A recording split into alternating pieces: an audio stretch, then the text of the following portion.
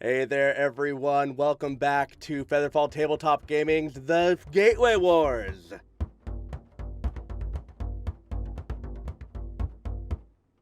Harvey Barrel here, your storyteller, and with me always are the incomparable Marlo, Sticks, and Art, and my co-host Smash. Thanks for coming back. I know we've had a couple of delays, but it's good to be here again. And of course, there's Steven, who is not with us any longer. Poor Turquoise Ferguson, rest in hell. Uh, as always, we are sponsored by Found Familiar Coffee, the official coffee of Found Familiar Coffee. Or, of course it is. It's also FeatherFall Tabletop Gaming. Whew! I need more. Ah. That would be weird if Found Familiar's favorite, official coffee was not their own coffee. That would be really strange. Yeah, we like to go get a Starbucks before coming to work every morning. And we're also brought to you by Skull Splitter Dice. So if you want some custom-made, hard-hitting dice made of metal, ouchie, yeah, go and hit them up. SkullSplitterDice.com. All right, so do we have a recap from last time, Smash? We do indeed. So last time on Gateway Wars Episode 9, Lost in Transportation, the trio found more of the missing mill workers. Aaron Jr. and Ariana disguised themselves as skeletons and began moving the group further into the laboratory, where they met skeletal scientists. They had Aaron Sr. alive, being poked and prodded for the sake of science. Reunited with his father and healed thanks to Thalgris, Aaron Sr. joins the group as they try to find a way out. They met Professor Merwin Elbert, a strange but friendly enough cannibalistic wight who was ripped from his homeworld, lost to time and space. The entire lab was traveling between planes, Gardenia long behind them. After giving him samples of hair, skin, and blood, as well as the discarded body of Turquoise, the professor is able to triangulate their home and return the lab, gifted them with magical items, and sent them on their way. But time has passed, and unknown consequences await. And just before we actually get into the RP of it, do you guys want to introduce your characters and give a brief description for anyone who might be new watching now? Why aren't you watching from the beginning? Right, what they said. Why? Why? Please introduce your characters. Friends. Thalgris Eventide. I am a Twilight Cleric, worshipper of Shah, and walker of certain paths that don't lead in the right direction, and they come back around them against themselves. Aaron Turnbuckle. Little punchy boy. He's a pugilist fighter. Not very bright, but happy now that he's finally found his dad.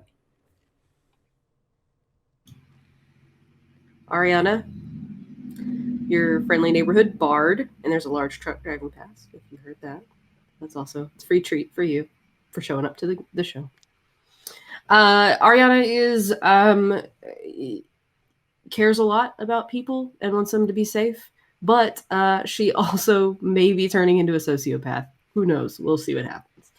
She did kill Turquoise, so who knows?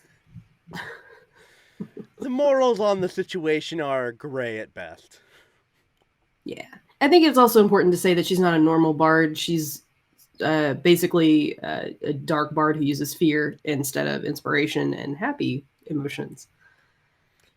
You know, like death metal as opposed to classical.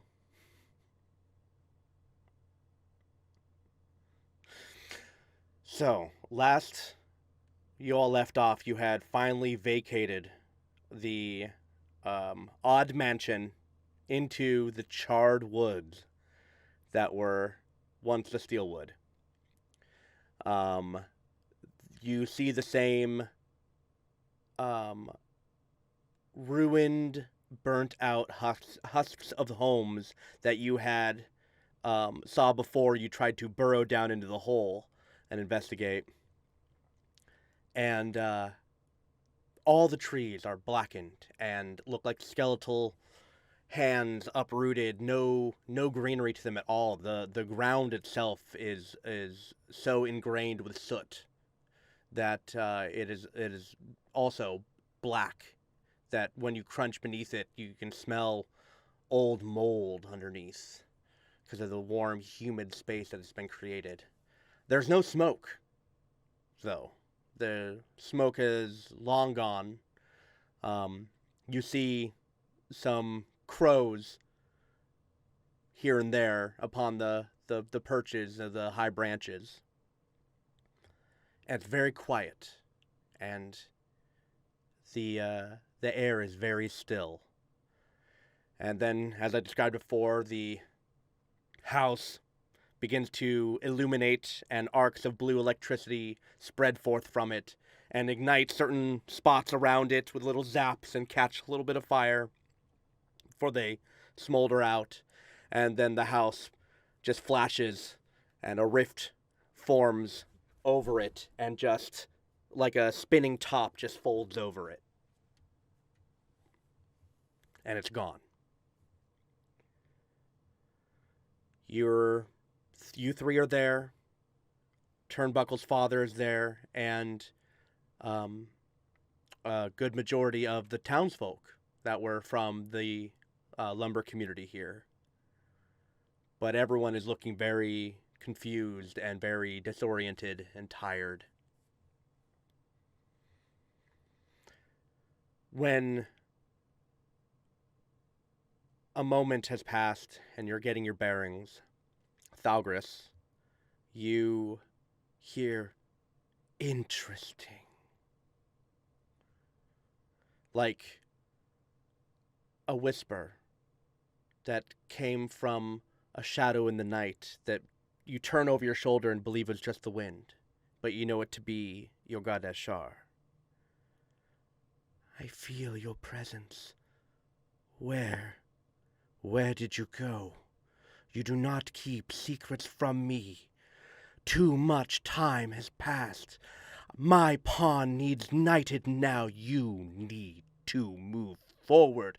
My plan is behind. Already we have lost dominion. And your mind becomes racked with pain and delight. You can see all the memories that you just went through in your little escapade in that mansion flash through your mind, as well as more. You see a great looming shadow, like from a boot that you cannot distinguish, just off the side of your vision, but a long silhouette, a long shadow cast, as if the sun had set quickly. You see a ripened fruit fall from the tree. You see a ripened fruit wither and hollow and become rotten on the tree itself, and then fall to the ground and splatter out. You see a set of familiar eyes, and then red, glowing eyes above those.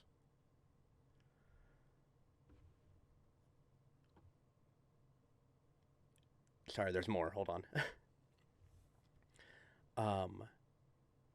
Then you see, then you hear the chant, "Divine blood has the divine sight," and the eyes of the familiar eyes and the red eyes close to darkness and fade back, and you turn and you are face to face, but you can only make out once again a staring eyes come back at you, a different set, another familiar set.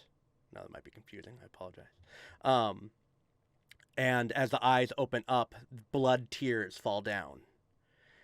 And when your sight returns, the face that you couldn't make out right now, with the bleeding eyes, is Ariana in front of you.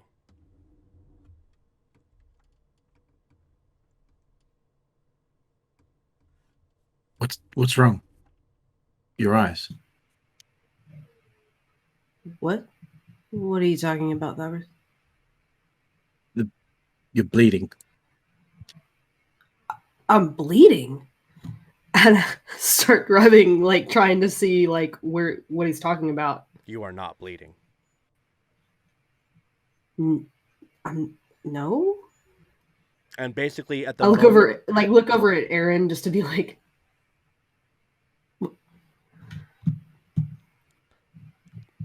the moment that she turns away and turns back, there's no blood. It's gone. The moment that your eyes break contact from her face, she's back to normal.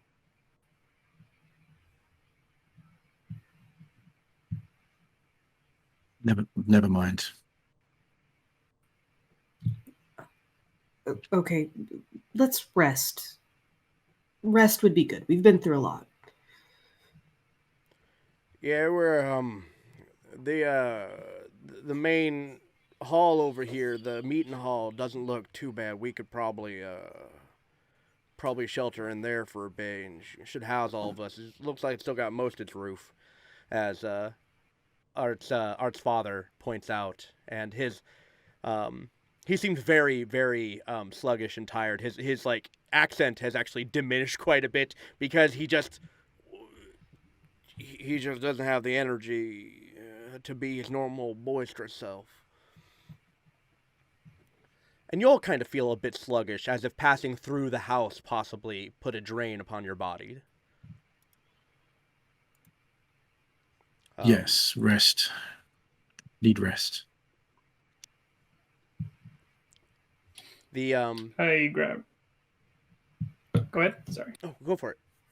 I would just say that I want to grab onto my father's hand and just lead him into the hall. While they're talking, I just want to spend more time with my dad. The ground underneath crunches. Like, there's just nothing but burnt, brittle twigs all over, and soot and ash, and the mold growing underneath that layer. Every footstep crunches in like a half inch and leaves a little like a poof. And you crunch through, and you get to the meeting house, and there's some holes in the roof, but it does have most of it is intact. And it just seems like you don't want to be smacking the walls at all. It's still kind of brittle, but it should be enough to at least keep most of the wind off you if it starts to get cold at night. And I'm gonna set a fire, I know fire's kind of like, a little too soon, maybe. But I'm gonna start a fire to is there like a hearth?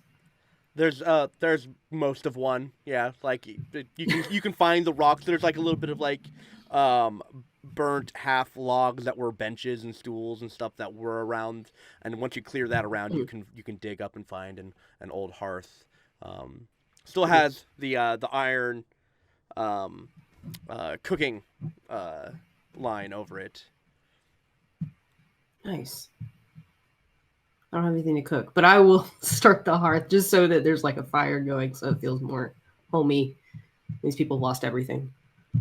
While your back is turned, you're starting the fire. Art, you and your father are in the corner, and you're tending to him, and he's just kind of in shock right now when all of a sudden there's a pinging in the back of your mind. And the look on your father's face, you can feel the same thing has happened to him as you receive a message spell. To my darling boy, your sister and I will be attending the birthday party of Princess Sighilder. You are expected to join us. Until then. Then another pinging immediately fires off right after that, and a second message plays. My son, I've heard some terrible news from Two Rivers. Send word that you two are safe. Some say the mill has burnt. Respond soon.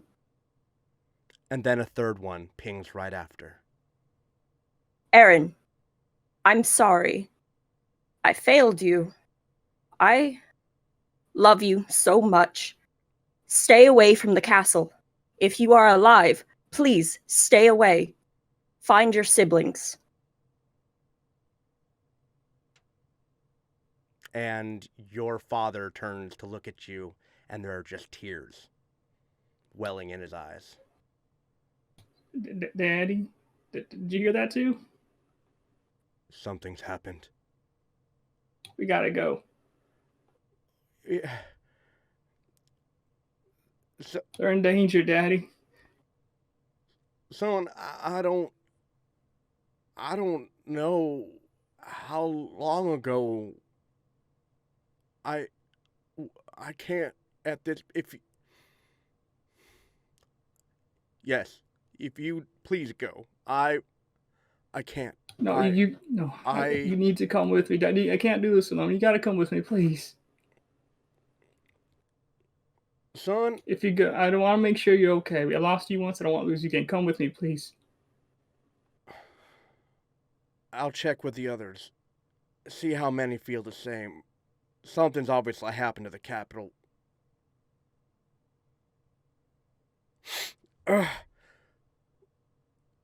First thing in the morning. Okay. First thing.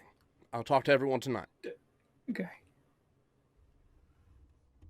I run over to Thalgris and actually to both of them, and I try to get them both to over to me. Like, guys, something worse has happened, or I don't even know how to explain it, but something's really bad. I got these words that flail in my head, some fancy magic, I'm assuming, I don't know. But Mama, she's in danger. Something happened to the castle. Oh no. How far away is the nearest like settlement or anything like that? Like any place that wasn't affected by this fire or might have people in it? So you know that from Two Rivers, if you continue toward the west, you'll find a couple of like small like villages that are mostly made up of like maybe like a couple of families, but it's pretty much just farmlands between here and Gardenia, and that should take a handful of days, depending on what pace you guys take.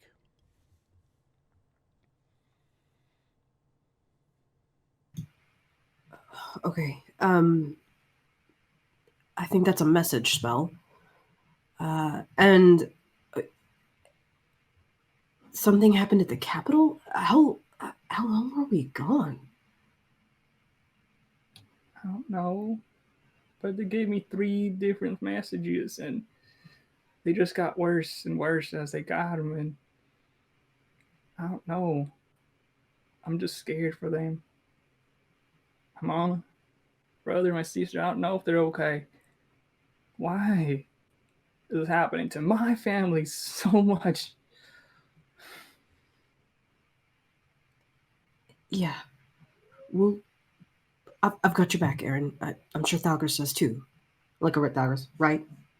I'm already leaning in and putting my arm around his shoulders. We got this.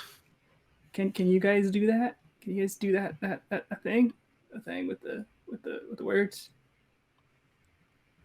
No, I don't know the message spell. No, not currently. I sit down, like, I don't know how to explain it, like, in kind of like a fetal position, just like, and just like completely worried and like panicked, like, Daddy said we're gonna go tomorrow morning. We can get whatever we can and head out. Hopefully we can figure this out. So, but none of the like horse stables are still around. None of the horses managed to make it through the fires or anything, or hanging around or anything like that. No, this if you decide to take a look around at the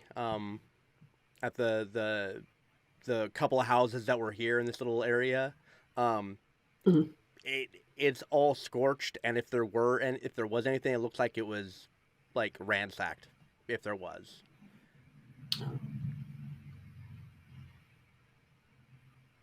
No, if there was a horse, I would go, or one of us could go. It would be faster. We could get answers. I mean, if something happened at the capital, everyone would know. Just be finding a person to ask. Well, if we go back to Two Rivers, we might find Gregory. Maybe he can help. Supposing he hasn't left yet.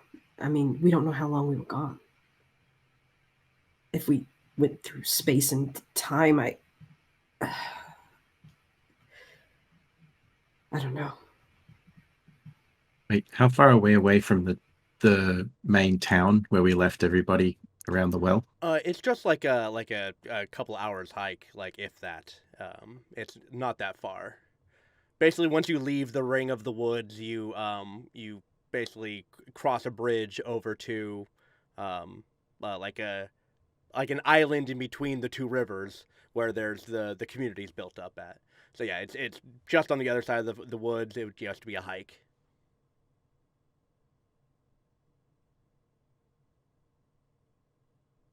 If we're thinking that there's been a lot of time passed, then we have no idea what could have passed since we've been gone.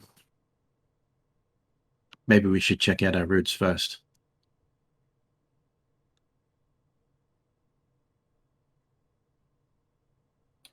But first, sleep. Need a clear head.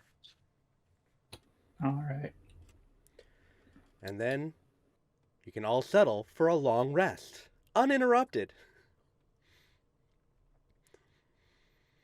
The only thing you hear throughout the night is the occasional caw, caw, caw of the ravens and crows in the area. Usually it was ravens and crows duking it out for territory and turf.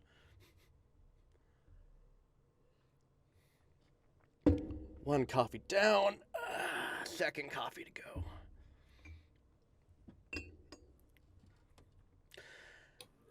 At daybreak, when you wake up, there's still that stillness to the air. Like there's no breeze. It's very quiet. Just kind of just dead air.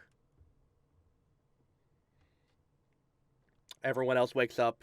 They're feeling better. They had multiple levels of exhaustion and now they have less, so they can travel, but they are still groggy and tired. Basically saying that if you decided to have some sort of encounter, they will be useless in a fight. Maybe we can take him to Two Rivers. Might be a better place than here, because there is nowhere else for them to live. That town's not burnt, so maybe we can take him there. Be better off, probably be better off there. We'll also move slower, though. A whole group of groggy people. You're right. We don't know what happened, though, and they need our protection.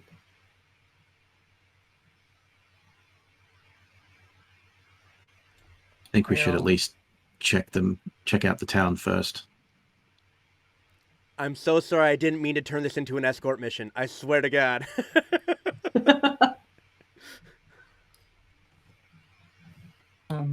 Well, yeah, it's not that far. We can go check it out first and then come back and let them know. Maybe tell some of the townsfolk over there to help them out. Yeah.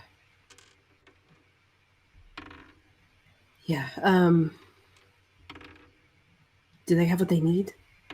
Is the water okay? Do they have any food? So, that is a very good question. They do not have any food goods on them.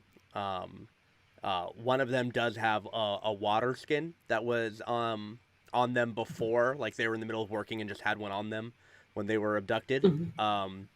And it's been passed around, shared, everyone getting a little sip, But yes, the food and drink is scarce. Unless you guys want to start hunting some crow. You haven't seen any other game in this area.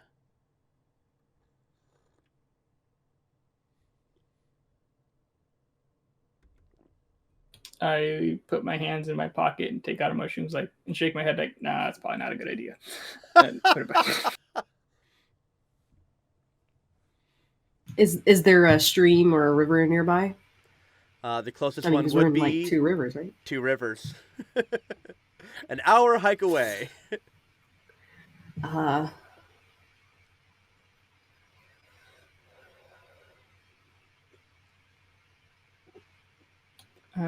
I hate to leave them with nothing, but taking them in this state without anything. How many rations do I have at this point? Let me see.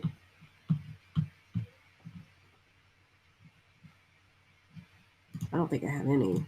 And it's at I'm that also realize out. oh, it was at that realization that all of your stomachs do that classic anime. Meow.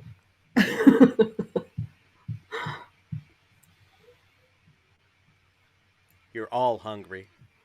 You're all a little thirsty.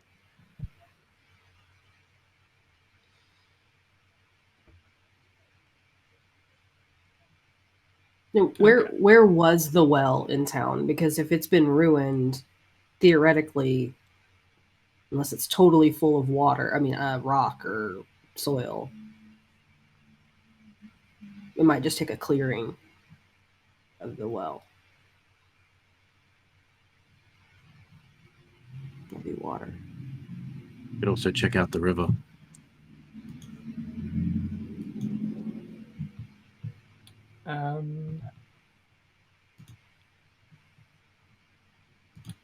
It's gonna be kind of random. Kind of curious how. Can I? I don't know if this will work. But I have a pot. I want to put it on the ground. I want to hit it on the ground to see if I can put some vibrations in the ground to see if I get worms coming out for bait. Roll a survival.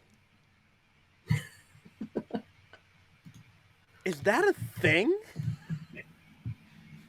Technically, it's like an electric pulse actually helps them come out, but it's not. But I just thought that's the only thing I can actually do. So I thought it might work. That is all wild tale. How it's got bait. Hold on.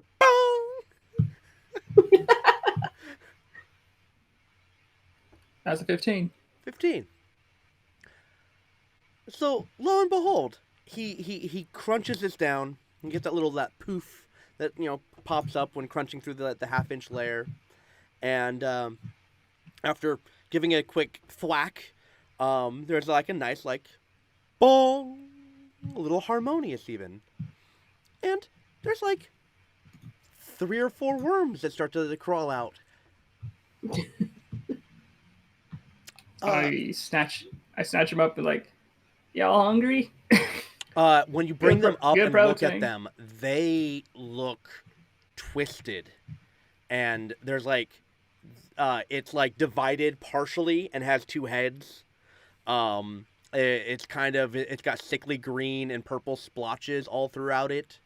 Never mind.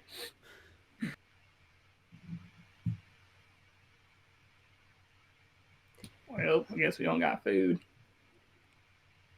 Here's a suggestion, and maybe this is a totally terrible idea, but I think it might be the only one. What if one of us went ahead and the other 2 stayed with the people and led them that direction? One could go ahead, get the information, and bring it back this direction. All right. That could work. Who wants to go? Well, you should stay here with your people. Okay. I stop for things I feel bad. I just remembered. Where's Wolfie? Yeah, so about Wolfie. Poof. Ah, damn. So That's literally my daddy wanted me. does a little cutaway, and they're in time and space. You see the white cannibalistic scientist studying over the corpse of Turquoise and looking over at this mummified iguana he has in the corner. And he's like, huh. And then there's a tug on the end of his coat. And he looks down. Oh, yes. Yo, you need a bite too. And just pulls out a piece of Turquoise and tosses it to the wolf. And then it eats it and then happily runs out the door, and it clips one of the skeletons, takes one of the legs, and the skeleton just topples over holding up a clipboard. So it's in a good home. And I'll just be like, I hope he's okay. All right. This episode is I take everything from you, Art. I take everything. Keep it coming. Just take everything. Just take everything. Part 1, The Hero's Journey. So, you've decided to stay with your people. Yeah, I'm gonna stay. Who else is staying behind then with Aaron Turnbuckle? I think there's 2 ways to think about it. I mean, we keep the strong boy with the people who need protection, and the jaunty bard jaunts her way down the path. Or the other way around. Maybe the person who's alone needs to be stronger, because there's only one of them. His home is also my home. Right. You were more of the in the outskirts. But the last that you saw of your Uncle Thalgrim, he was in the Two Rivers refugee encampment. Because you had that little brief talk there. This is the last time you saw him. So maybe you'd want to go so you could find your uncle too. That, and I've got some things on my mind. Call it a pilgrimage. I'll stay with Aaron. You go.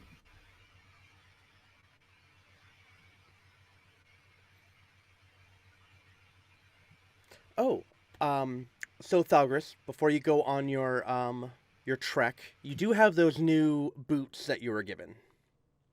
I was told to inform you that they are spats. Like what Scrooge McDuck wears. I do not know this term. Oh. They like cover the top of your shoe. But you thought it'd be fitting for dragonborn feet. Fair enough. I like it.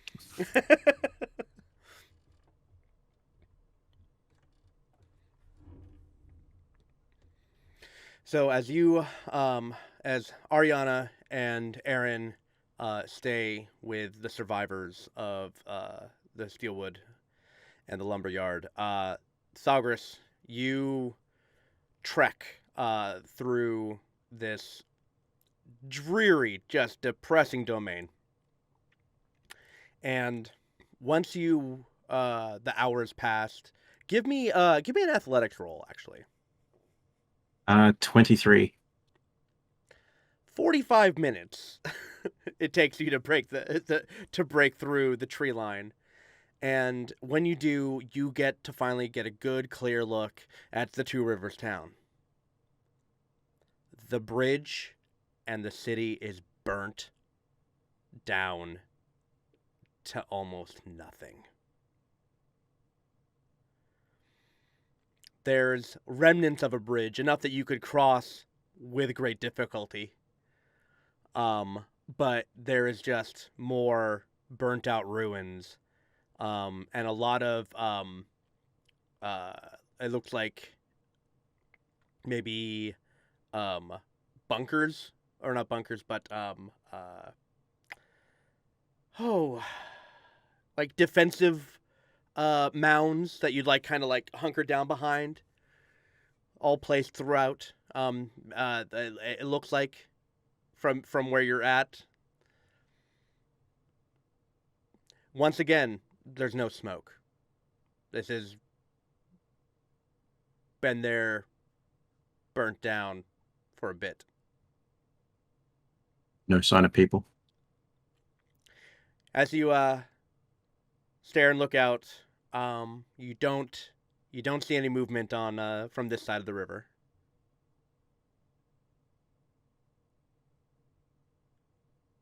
I'm going to stop for a moment and closing my eyes and thinking as a prayer, but not quite a prayer. I'm going to picture the potion that I left in the pocket of my uncle, and I'm going to call upon Shah's blessing and cast Locate Object. Ah. Several miles out west, southwest from the town, you can feel it. Kind of. You feel the glass vial. You do not feel the contents within.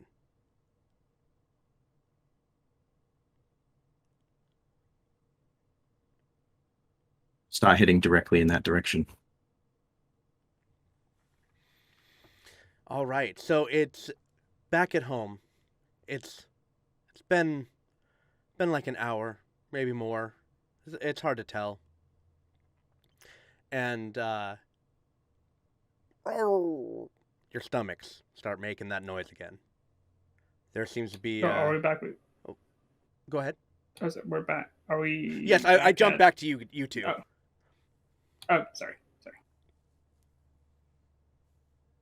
No, go ahead. Sorry, I'm just making sure.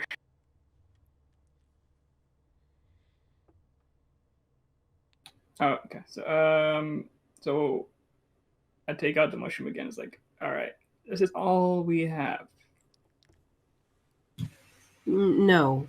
You know what happened when you took that when you ate that mushroom? These people are already tired. They're under some sort of, what do you say? Opiates? I don't remember what he said. Anyway, they're groggy as hell, and if we give them that, they're probably going to fall asleep. True, but we got nothing else. At least they'll be asleep with a full stomach. Why don't you try to throw some rocks at some of these crows? They're annoying as hell anyway. Fine. I do that. I start throwing rocks. Give me 3 attack rolls, and what will you be doing while he's throwing rocks? I would like to identify where the town well was. So the town well was directly in the center of town. Basically, it was a convenience well because people could draw water from the river, or they had a conveniently dug well in the middle of town just so for ease of access. Okay. And then there's the river. Mm-hmm. And that is where Thalgris just got there. It's the Two Rivers has the well, not this little area. Oh, okay.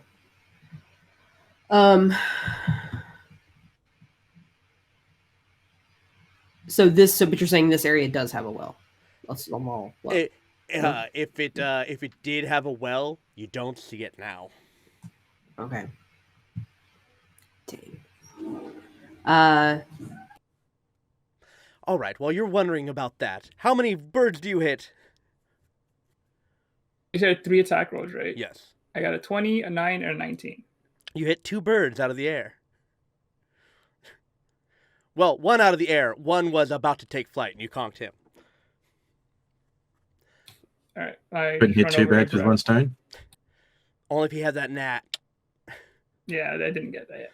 But anyway, I'll just grab him like, y'all want some? Got some food. One of the townspeople immediately comes up and is like, "Oh, I'll take care of that," and starts stripping the bird. Thalgris, you keep up that nice steady jaunt, that athletics of 23 you said. You just keep at a steady pace and keep trucking, and you make those couple miles. Not too far off, and what you see is you come across what looks like an orchard. Like there's a lot of baby trees, and then there's in different stages of growth. And this is very jarring compared to the desolate smoke, or not smoke filled, but the desolate char covered land that you just left. If you follow this line of trees, you see that there's a patch of like the eldest trees, the tallest trees, and there's it looks like a structure is back there, and you see someone out further into the orchard, working in the field by themselves. I'll walk up. What does this person look like? Let's see. Smash human, right? I think so. Yes. Oh God. Oh God. I wasn't prepared for this.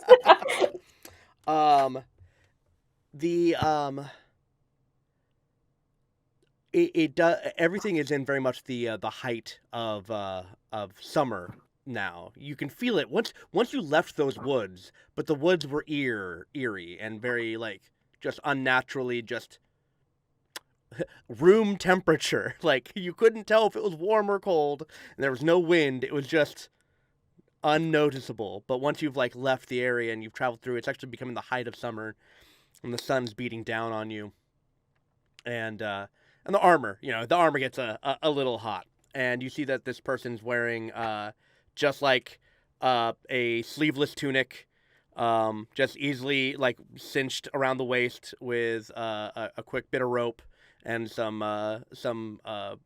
very nondescript breeches, and some boots. So the boots probably look the best out of the entire outfit, and a big wide brimmed like straw hat, while they've got like a small trowel in one hand, and you see like a little sapling in the other.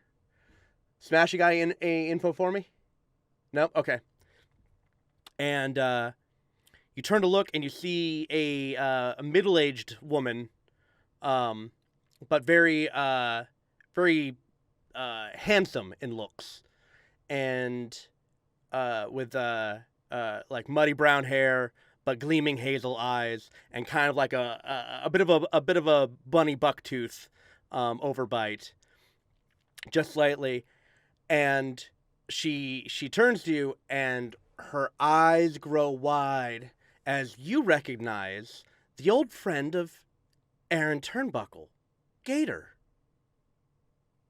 Except, I don't know, more distinguished, weathered. Oh, holy! Ain't you that Thalgris? Oh man, this is wild. This is wild. I thought you were dead. Seems like we might have been. What are you doing here? I live here. Where is everybody else? What's happened? Oh, they're dead. Everybody? Yeah, during the Great Ash Nap. Oh, I'm sorry. I always get yelled at for saying that too fast. The Great Ash Nap. But I just like saying Ash Nap. My uncle? Oh shit! No, not him. Oh no, he's inside. Fuck. Yeah, you're gonna shit.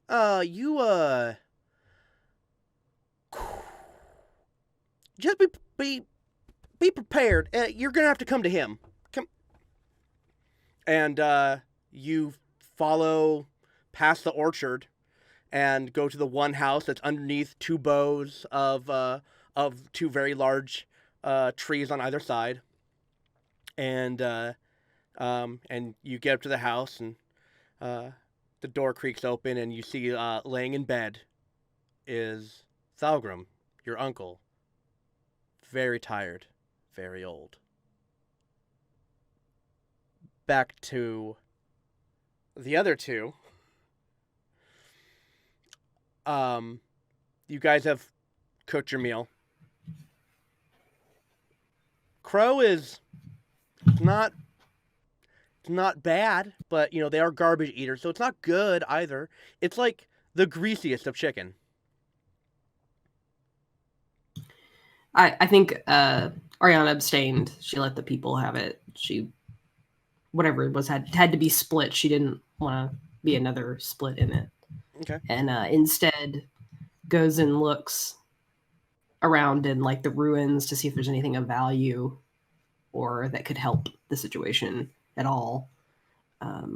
And yeah, once again, if rummaging through the surrounding areas, if it wasn't burnt, it looks like it was looted a while ago.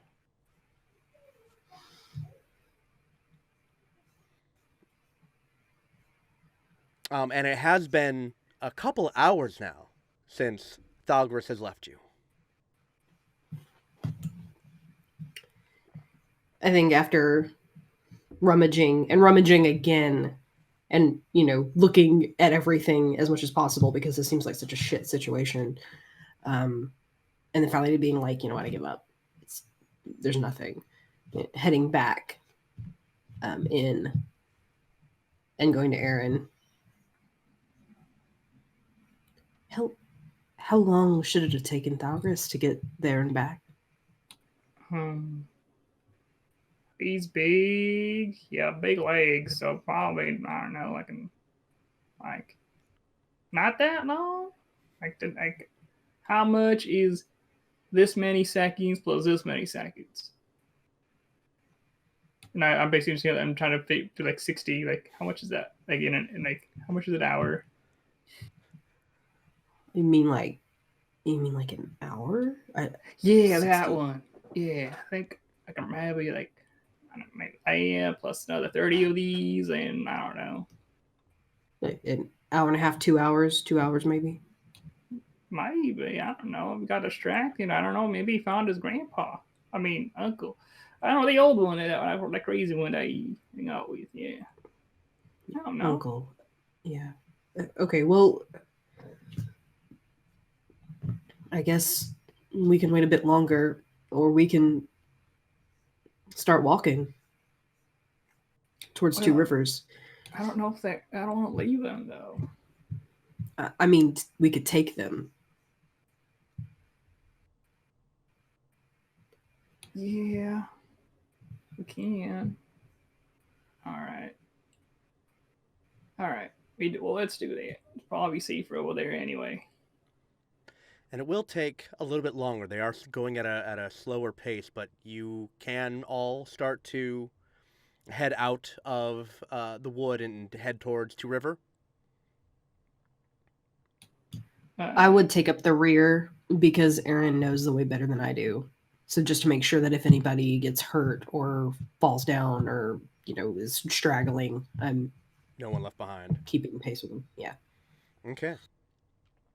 As you guys are trekking through, and it does take you like an hour and a half to finally get everyone there, and you also come across the same bridge I described earlier, that is also very hazardous but crossable, that leads to the city or the town of Two River, burnt husk of what it once was.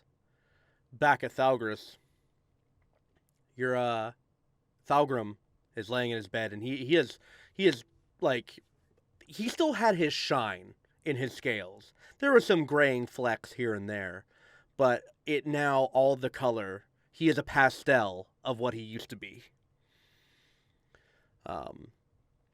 And he sees you. Where the hell were you? And he just sits up and just like gets up onto his haunches just fine and just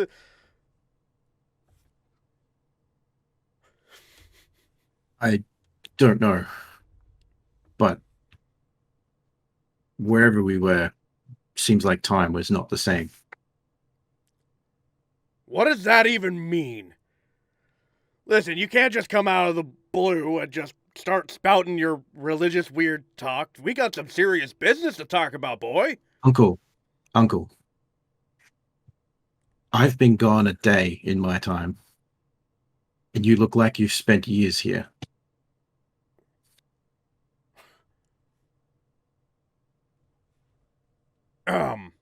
Yeah, 15, to be exact. It's been 15 winters since I saw you last. I thought you were dead. When that town burnt down, I had to bury a lot of people. And I had to bury a lot of things I couldn't recognize anymore. I didn't know if I had buried you or not. Damn Helen here couldn't even control herself. She was in shock. Hey, it wasn't that bad. I told you it's Gator. No, everyone confuses Gator for me. Now stop it.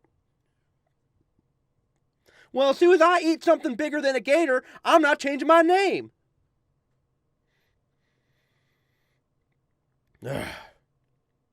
Anyway. Well, at least it looks like you might have found happiness. What? I'm stuck here. I can't really move my legs. And all we have farming out back is goddamn... Well,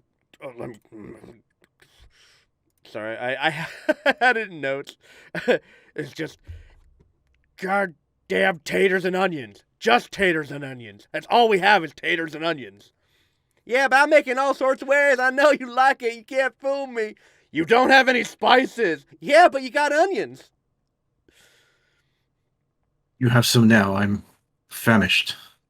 Oh, hell yeah. No, yeah, I knew someone would like it here. And yeah, it serves up like there's a big the house that you're in, this cabin, it's like a rustic one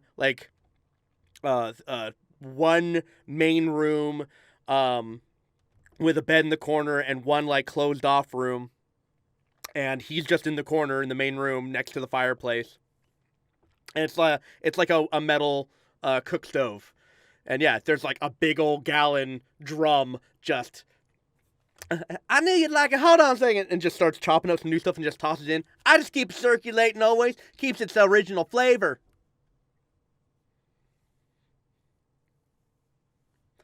Falgrim... Uncle, so... Oh. If it's been 15 years, what's happened with the war? Oh. Sit down here, my boy. I made some mistakes. I have been working as the eyes and ears to the Empire. Always have been. We were to unify. You know? Get everyone under one banner, you know? Peace, cause peace. But, ever since the purple light hit Gardinia, the rules changed. And when he says that, you see in your mind's eye a brackish green gemstone, like the size of your fist, like glowing in your mind's eye with streamers of light shining upon it until its shade turns into a glowing, thrumming purple, and then you see a shattering and an explosion, and then a reforming. And it's really quick. And then you're back with him. The Emperor started using undead. He hit the whole city, son. Anyone that survived went mad. They're now in the asylum district, outside the city walls. There's barely anyone that escaped. It's the city of dead. Gardinia's no more. And now... Yeah, now they got all them crazy one-eyed guys telling people where to send them monster biters to. There's cultists now, where our kingdom is now resorting to working with a rogue clergy that are patrolling with undead. Who do they worship? They keep saying something. The blood of the divine. I don't remember. It's something named Sewell. Something. Blood sight, divine eyes, something. They mark themselves by giving up their own eye for something. Yeah, they're in the Asylum District all the time. A lot of people are getting converted down the Asylum District.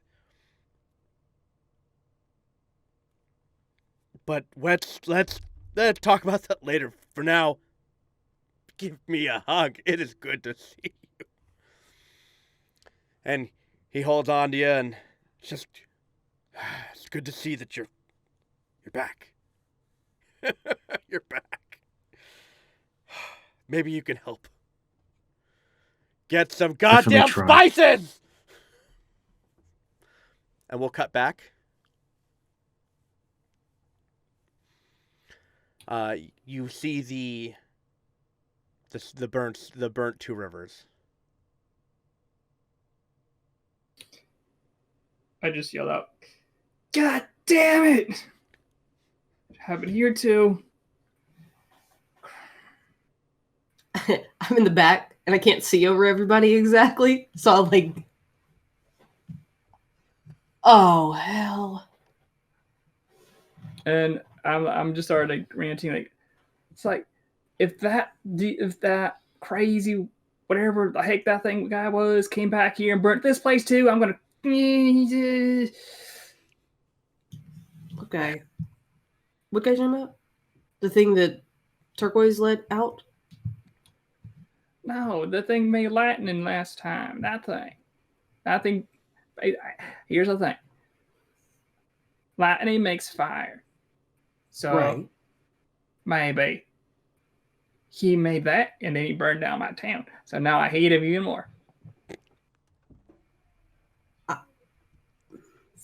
Fair assessment, because people did disappear around the time that the fires started. So that's probably totally likely. But I don't think it was intentional.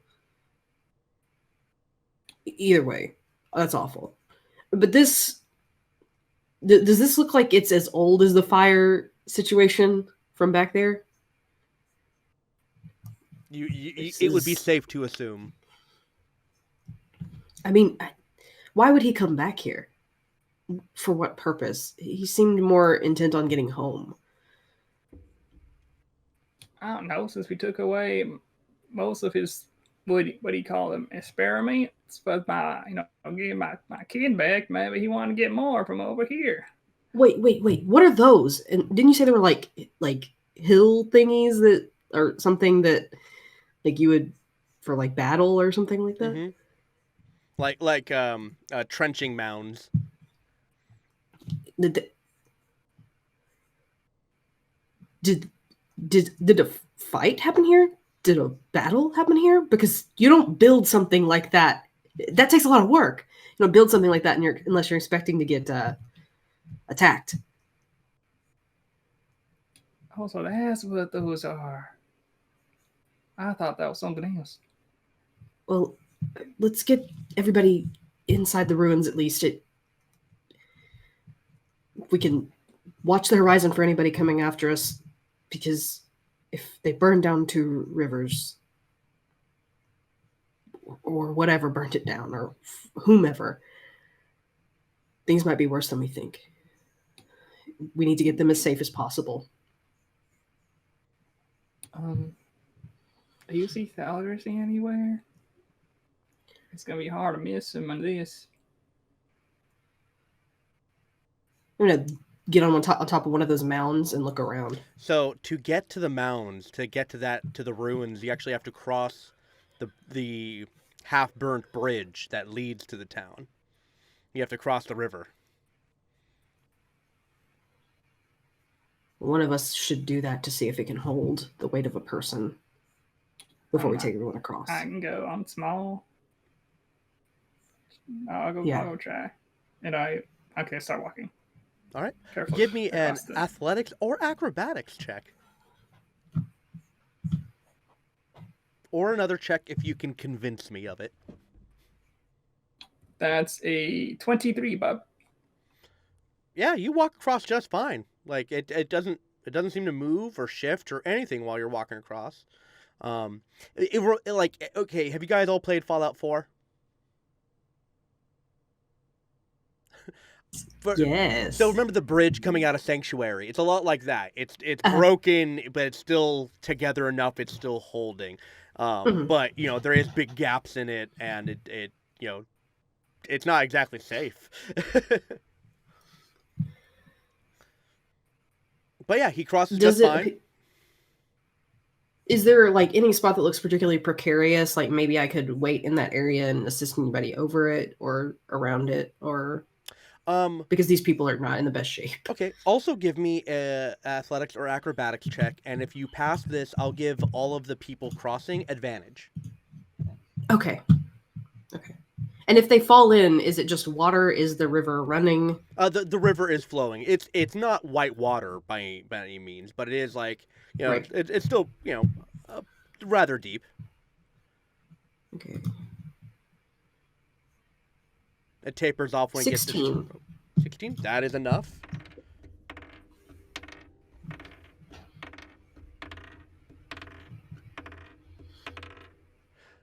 Ashley, your dice are on fire today. Yeah, you actually help everyone get across just fine. And now you need to roll for yourself to get across all the way. Yeah. Let's see. Do another acrobatics. Oh, not too shabby. 17. Oh yeah, you make wow. it across fine. So making across the precarious bridge, and you all gather there. You realize you are mistaken. These were not battle trenches with little hill mounds for defense. These are a bunch of dug graves, and a bunch are filled, and some aren't filled. So you have mounds that are filled, and those that look like trenches are the ones that aren't filled. And there's just little placards everywhere. And they're set up in like a semicircle, kind of like how the refugee camp was originally set up.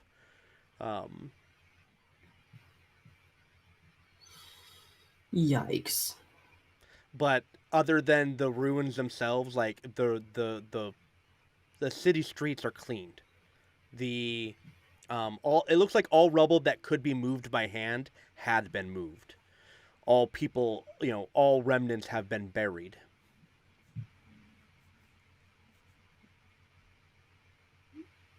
Do any of the structures look sound enough for people to like take shelter in?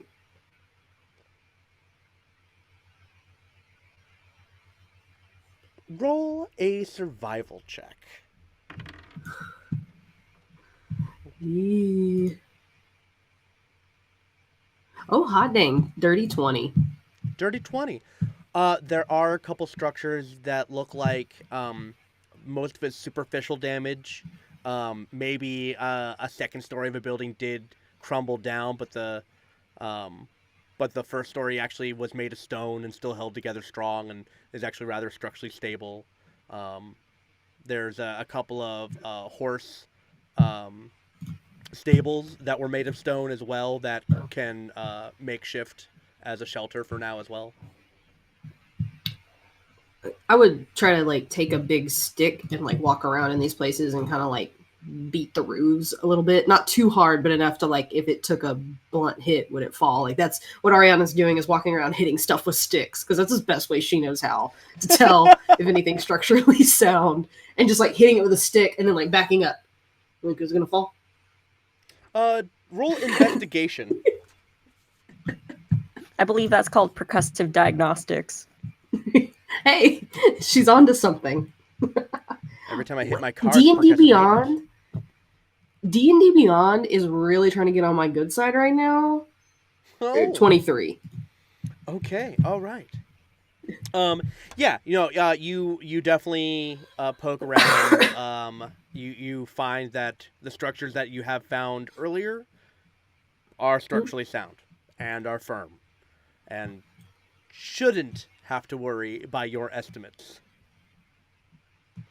So I'm gonna go to Aaron and his dad, I guess, because his dad's kind of the leader, and just say, these are good enough for your people to stay in for now.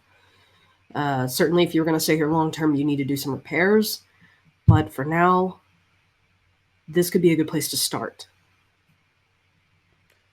I mean, yeah, I guess so. We can at least do some fishing.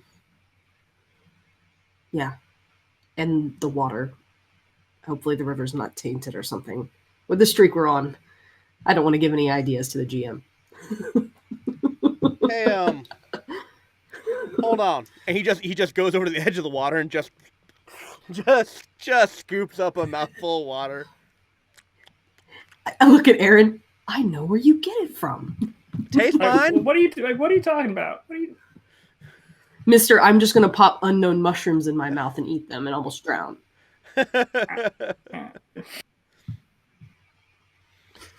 So you have found a staging area for your survivors. Thalgris, back at the farm, you have just completed your third helping of potatoes and onions. Oh, shoot. I hope you've got more. Oh hell yeah! I'm putting more in right now. We have some other friends. I need to go back and get them. Can I bring them here? I mean, we don't got a lot of room, but I mean, we can make room. We're hospitable. You're hospitable. Yeah, I am.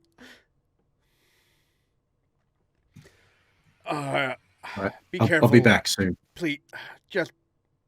Please come back. I'll try.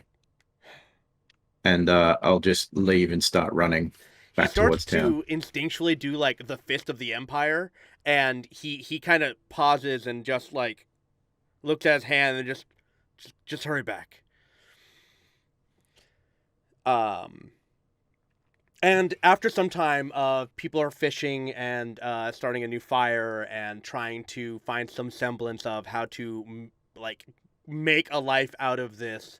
Thalgris, you arrive and you see that there's now movement and hustle and bustle from the two rivers. And then as you guys get closer, you spot him in the horizon. You guys all meet up. I mean, he's at the bridge. Are we yelling across because is he coming from the because there's two bridges, right? Mm-hmm. So is he coming from the other bridge that we came from? That's a good question. Since he hasn't crossed a bridge, he would still be on the same side of the river. So okay. So the one we came from, maybe. Yeah. Hi, Thalgris! I found Gator. You found Gator? Yes, and my uncle. They have quite tasty potatoes. Potatoes? I don't like potatoes. A bunch of heads start popping out. Potatoes? Boil 'em, mash 'em, stick 'em in a stew. Boil 'em, mash 'em, stick 'em in a stew. Potato. I remember watching that originally from Albino Black Sheep. Shout out to old school websites.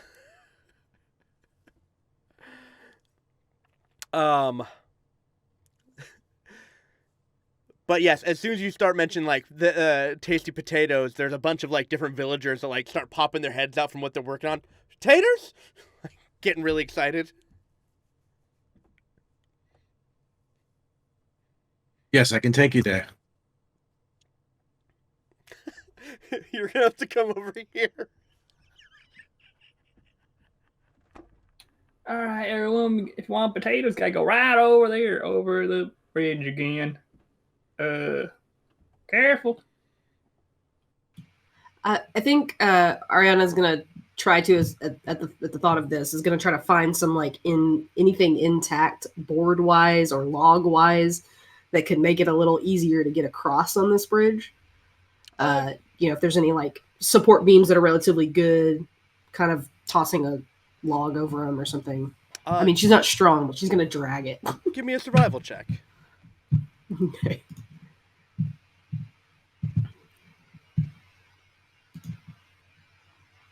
Yeah. The good D&D Beyond giveth, the good D&D Beyond taketh away. An 8. You found this good sturdy board. It's like kind of partially wedged in one of the structures, but you're like, this one will fit in perfectly. You spaced it out. You can see that like if you lever it right, it's gonna be great. And you pull it out, and the structure collapses in on itself. So you got the board, but one of the structures that you were going to use as a makeshift shelter suddenly fell apart. But it was the perfect board. Right. Oh, heck. Well, I'm going to throw it on there because, I mean, at least we got something out of the whole situation. And nobody was in there, right? No. And to expedite things, yes, you do get everyone across. You all take very careful work and make it to the other side of the river. Again. Now with fish in hand. Now with one fish. One fish was caught. One fish. But it is a wriggling, moving fish. The trek is slow going. Once again, you've got a bunch of very tired people. But making it to the grove and just seeing the smiling face of Gator, everyone kind of picks up their pace when they see, like, off in the distance, because, everyone knew Gator. They didn't necessarily like Gator that much, but everyone knew Gator. And seeing a familiar face after, a bunch of tragedy, it actually uplifts the spirits of the people here. And so they all come in and they're all like hugging and shaking hands and like, oh my God, look at you, until Aaron comes walking up, and then the crowd kind of move out, and you see your old friend, a bit weathered, a bit older. Hey, come here, you. And launches into special handshake. I look at her like, where's Gator? I mean, technically I'm Helen, but it's me, Gator. No. Yeah. Man, I know they said them half-elves don't age much, but man, you half-elves don't age much. No, you look like her mama. You are not Gator. Oh, I take that as a compliment. Thank you. Yeah, it's nice to be like Mama Gator. Old Bugbear. I love her. That was the biggest thing she ever ate. Aaron, it is Gator. Time has passed. Wait. It was a day for us, but I don't know how long for them. You aged beautifully, Gator. I'm sorry. I'm not intending to say you don't look great. You look great. Oh, hell, thank you. Wait. You want potato? I grab the potatoes, and my eyes are just like what? How old are you? Let's see. I was 17 and then 15. I'm 32. 32 seasons. I'm taking a bite. And did you see the piece of potato just fall? And I was like, God damn. Yeah, what you been doing this whole time? I thought you dead.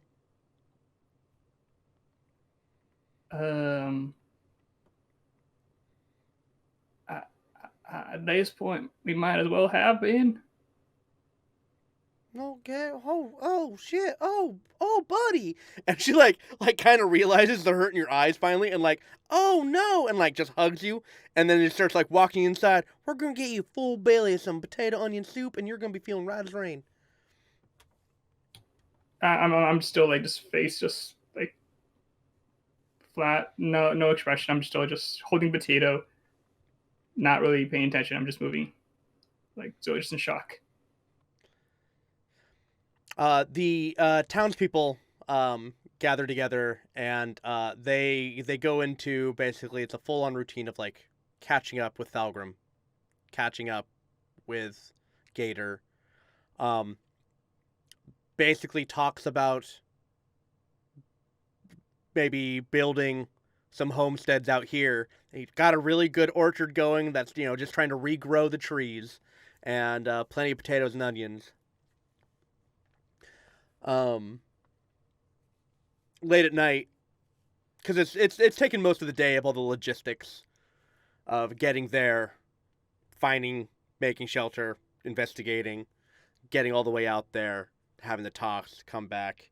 I'd say it's like it's become the afternoon, and Dalgren like has everyone's kind of grouped together, and the doors and windows are open, and some people are kind of like also milling just outside because there's not quite enough room, and he starts filling everyone in, and it kind of tells you all what he was telling Thalgris, about how the Empire, the Empire has taken control down here. They've been trying to breach the mountains of the north. Now that they have an inn, they've begun their march. The land of Gardinia is sick, and it keeps spreading. I spent the good first 5 years burying everyone and taking care of Helen, while she regained her senses. And then age hit me, and my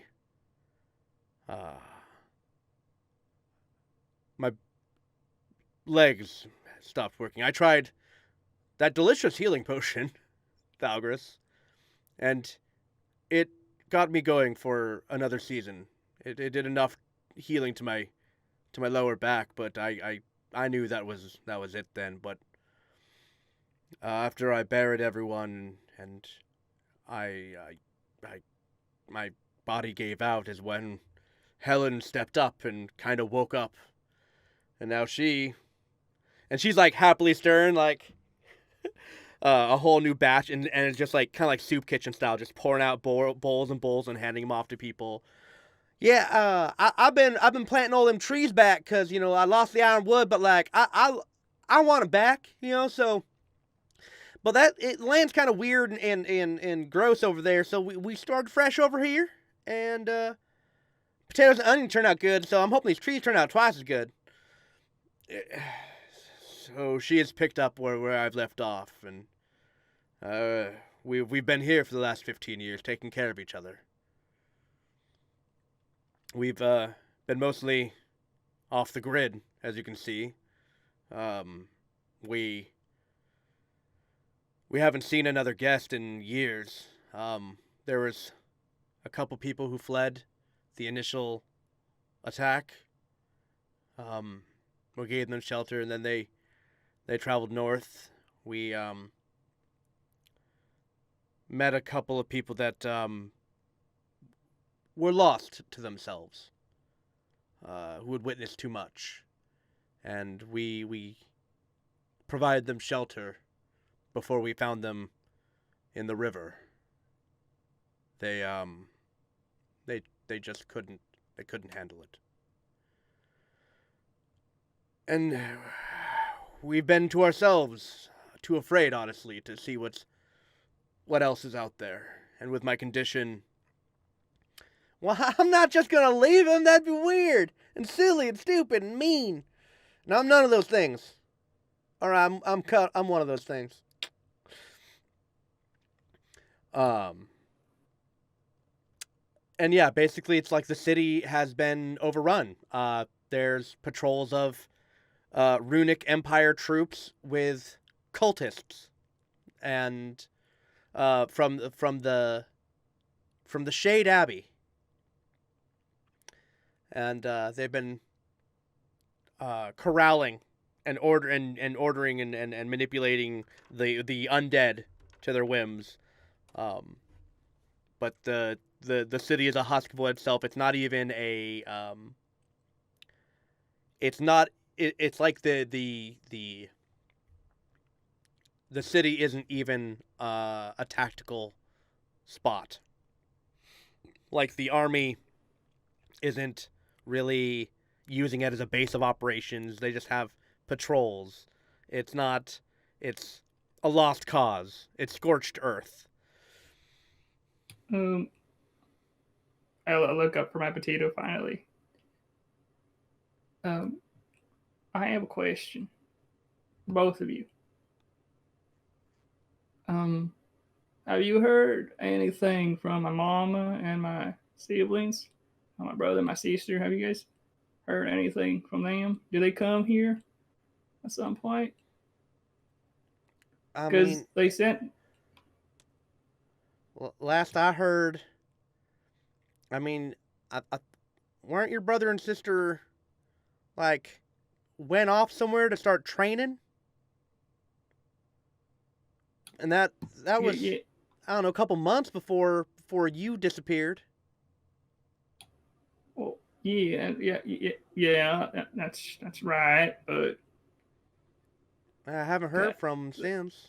no, sure, because my mom would try to talk to me, and just making sure she didn't try to talk to you. Maybe I don't know. Your mama No, knows like who I am. What?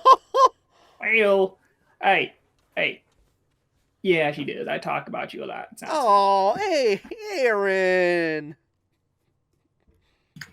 She sent a message spell when we got back from whatever that was. They got a message from her, both of them. Well, I don't know nothing about no Aaron magic. and his father. Yeah. Can you? I look over to Augustus' uncle. Can you do that? Oh, no. All of my correspondence was done with message and bird. And I looked. I was like, dang, we just keep it at other birds. I mean, we ate them too. That was just fact. But One more question. Gregory, is he okay? Who? The what's I the just word? actually didn't hear what you said. Oh, Gregory. I was asking about Gregory. Is Gregory okay? Last I saw, he returned. Let's see. He brought everyone out and said you were all in there. He said that you were taking care of it, and he had to go and report. As last I've heard of him. Turquoise was right the whole time. We should have killed Gwegui. Because he was an Empire soldier. But Maybe he was the butterfly that caused the whole thing. I'm just kidding. I'm just joking. I look over like, he helped us. Okay? Not very funny. Okay? I just see Smash yelling in the corner here. What's going on? I didn't say that in character. I was just making an observation okay, as a sorry. player. Yeah. Sorry. Sorry. All right. So I guess I look over. Like, I guess we're all shit out of luck then, aren't we? All we can do is go back to, well, if things went down, my brother and my sister had to go back to Mama because they would have fought together. That's the thing. If whatever happened here, they would have to have been together. If we find one of them, we find both. We find all of them. We gotta go find them. They might be old and whatever, but they can, hey, come on. They can still kick some ass. I know. 15 years. 15 years would make them old, Aaron. And I point over Being to in your Gator. 30s is not that old. I just point over to Gator. He's old. It's been a rough life, okay? But Gator looks great. I work out in the sun. Wait, Uncle, what? Yes. have you heard from my father? When the purple light struck the troop movements in and out of here, I couldn't be bothered with. And every time I'd ask, they would just be like, yes, we're working on it. One thing at a time.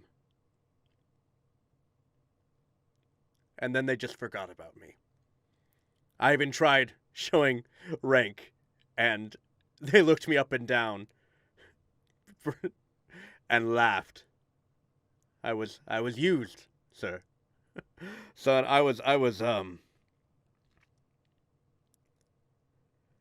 things have changed in the Empire, and your father always stood up for the cause, a unification for peace. He'd be the first to shout out and loud against this. We don't enslave, we free them from old customs. We do not, at least we did not. I've no word from my brother, your father. And I fear what may have happened to him. Because if he spoke out, and you know his temperament, he does not keep his lip bitten for long.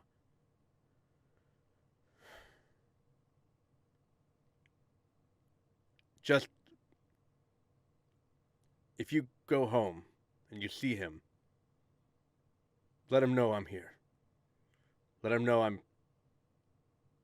I think of him often.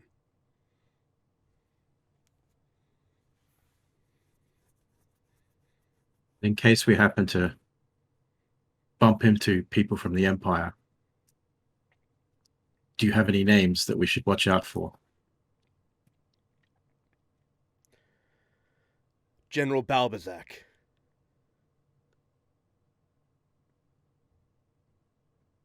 He led the invasion. And after he helped, he basically held the perimeter as all the people tried to flee the city as it went off, and corralled them and took care of them. And not in a taking care of kind of way. He went up to the northern kingdom of Anril, where he continued his conquest, and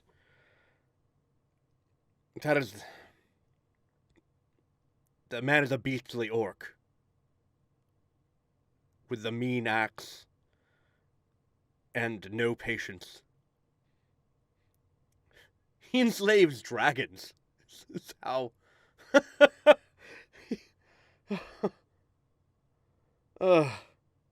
his navy is nothing to be trifled with. Then his face shall meet my hammer.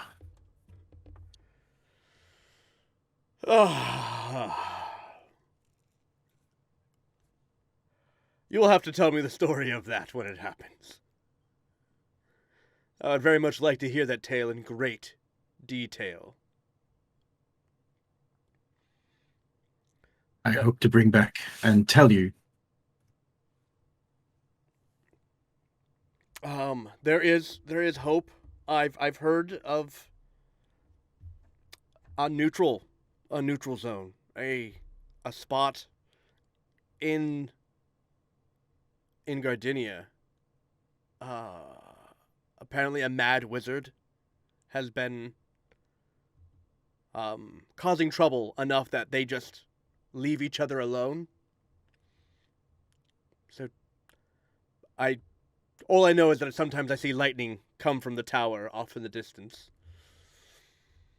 And if you guys actually look out from the little hilltop that they're at, you can see like the city off in the great distance, and there's only like one little light, like almost like a lighthouse, but very subdued. As there's just one tower taller than most of the other buildings in the area. And there's just like just the one little area lit way off in the distance.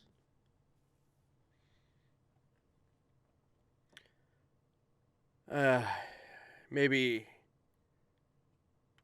someone there is still around. Maybe family, information. That's as much as I know. I am tired. I am very spent. It's full of reunion and good memories, and reminiscing about old have exhausted me. I'm going to turn in.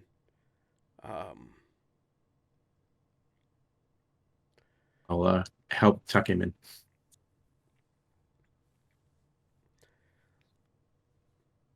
And he immediately starts snoring. Just one of those people that can just fall asleep at the drop of a hat that you just get really annoyed at. Like, he's one of those. Just always, just instant. The rest of the villagers continue filtering in and out with hot bowls of soup. Sometimes they're holding them just for the warmth. And there's been a little bit of organizing with Helen Gator of getting extra bits of foliage, canvas, some rope and some stakes, and making like makeshift extensions to the cabin, so that way there's more shelter for everyone. Kind of enclose it off with the door open, so that way the heat can travel for everyone. But it'll do. But it looks like they're definitely going to start a community here amongst the potatoes and onions. Can I take Gator aside? Oh, yeah, no, you can have seconds. It's fine. Trust me, I've got plenty of this. Oh, hey, what's up? Can I talk to you real fast? Just over here. And I just point behind the house. You got a lot on your mind. Let's do it. Oh, and wait, she passes off the ladle to Marlo, to Ariana. You mind helping serving them up? Soup? Start filling up bowls.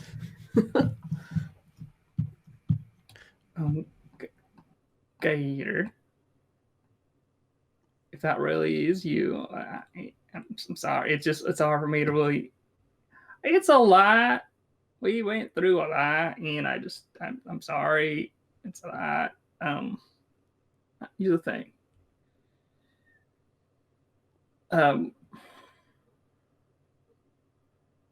This what happened.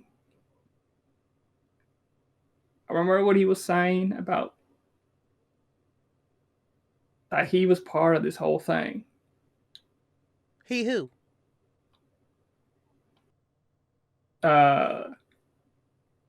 Talgris, his uncle. Thalgrim.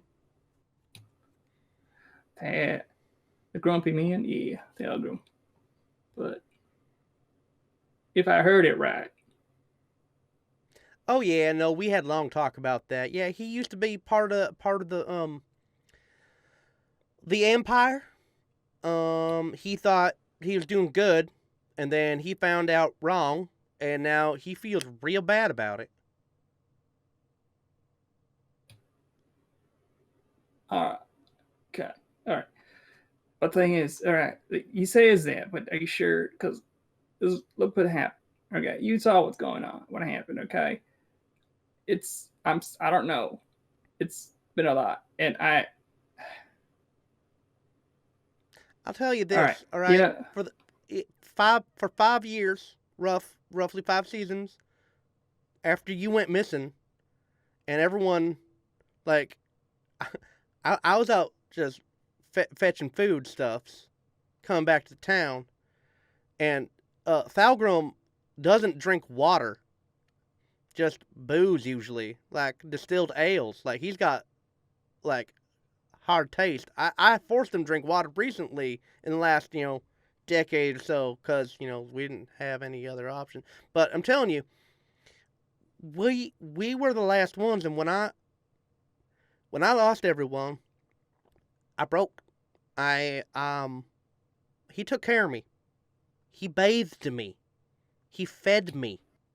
Sometimes I made a little whoopsie doo in my pantaloons, and I didn't have the energy or anything to do anything about it. And he wiped my bum. He took care of me. And what? And I'll take care of him.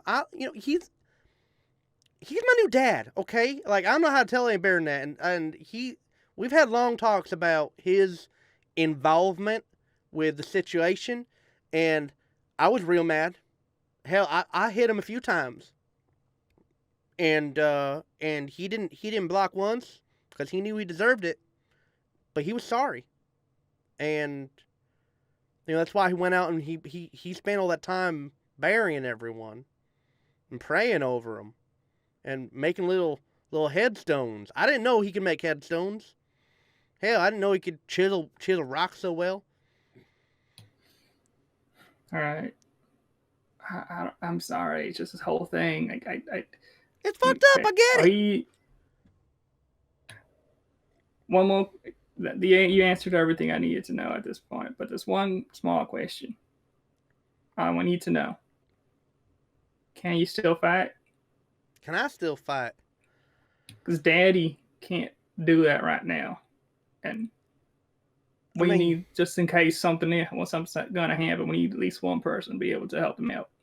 Oh, I'm still able to give out licks, but I'm not gonna. I'm staying here though. You do get that. I gotta take care of family. No. I'm not telling you to leave. I thought you were gonna try to hire me up for your merry band of weirdos. No, guy, listen. Come here. All right. Here's the thing. Don't tell Daddy, but you're in charge of them. He tells you something, don't listen. All right? You're the only person right now capable of doing stuff. Keep them safe, all right? Until Daddy is better and somewhat, whatever. But just make sure. I want you to keep them safe, okay? Oh, hell Please. Yeah. That'll be fine, man. I'm rustic. I'll make sure this all works. All right. Punch me then. Show me what you got. I don't need to punch you. I've still got, and she just like whips out like a freaking an awl, and he goes, "I can stab you with this." And just goes at you, but doesn't actually shank you. Just like moves at you to kind of get you to back off. I got tools now. All right. I just poke it like Duke. All right. Fine. That's good.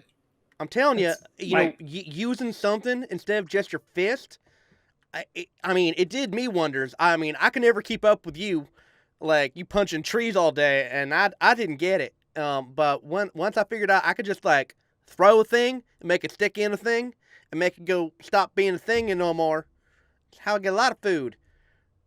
Don't tell Theogram I've been sneaking meat into the pot, because we need the proteins, but if he knows that I'm actually getting meat, then he's gonna want have meat in the stew all the time, so I have to sneak it in, and so I can't let him know, or else he's gonna get greedy.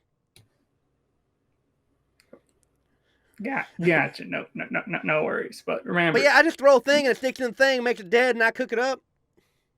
Well, if I knew that, then I would have probably eaten some of that soup. All right. Well, that's it. That's all I needed to ask. And she just gives you a big old like side hug and like kind of grabs the top of your head and pulls down and like just kind of kisses the top of your head, almost motherly in a weird way, because the age gap has now changed. Now you're now like a little brother, as opposed to being like her best friend, because like you're like she may be kind of fun and ridiculous, but she's matured. I just hug her, and all right, let's go back. Just keep an eye on him, please. All right. Back at camp, what is everyone's plan? I think Ariana has been like trying to like make people more comfortable and like commiserate with them and kind of just like talk to them because Ariana, when she was young, her whole village was burned to the ground, so she lost everything and everyone she cared about when she was a child. Um, I need you to roll an investigation check real fast. Or a history check. oh, okay. Let me see. One of the two. Investigation or history? An investigation. Oh, nat 1. So 5. When you're talking about like, losing your home, you feel like something familiar was brought up earlier, but you can't quite remember. Anyway, continue. Uh, so I walk around talking to people, trying to make them comfortable, trying to make makeshift like sleeping arrangements, like stacks of twigs as I can find them because the trees are, not so great. And then trying to just make people comfortable and give comfort in this time, and just kind of mulling over. I lost everything. I didn't really have anybody or anything, but now I don't even. My country is not even really here anymore. So in the way that I knew it, and then also walking around and doing this, I like looking around at everybody, like walk over to Thalgris and say, because he's got a sigil on his chest, right, that indicates the Empire. I thought it was just of Shar and not of the Empire. It's just a Shah. Okay. Yeah, He so has some never mind. colorations that are similar because being from the Runic Empire. But overall, yeah.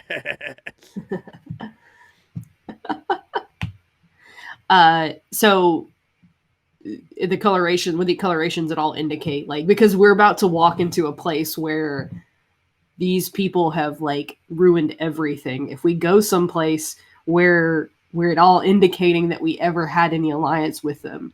It's more like, hey, these guys have a uniform of reds and blacks, and this guy has like purple and black and blue outfit, but then he's got like, maybe like a belt sash or something that has some red and black on it. Now, whether it's connected or not, someone could put two and two together, but and I don't know how Thalgris does wear his stuff, even if he is still wearing. I mean, you can change that up however you want, my dude. Yeah. So then she probably wouldn't put it together or say anything, but that's what she just does that just to kind of make things a little bit easier on people. Out of character, I gotta ask, Sticks, are you wearing a green shirt for your green screen? Is that how you're getting that effect with your shirt matching? Okay, that's so great. Okay, I just wanted to make sure. Forest green. That's a great effect because you're there but not quite there. I love it. But yeah, what is the plan from this point on? Like, where do you guys plan on going and doing? Thalgris is just sitting there beside Thalgrim, watching him sleep, but also deep in thought, pretty much holding his emblem to Shah and plotting on how he's going to move against the Empire. Yes.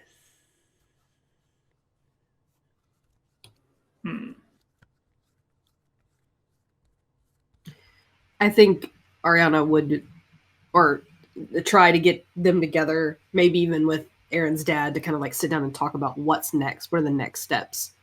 Because I know that they're going to start homesteading, but obviously he's got some skin in the game in that, his wife or whatever is mother of his children is missing and his children. So we need to figure out what the next steps are and where do we go from here.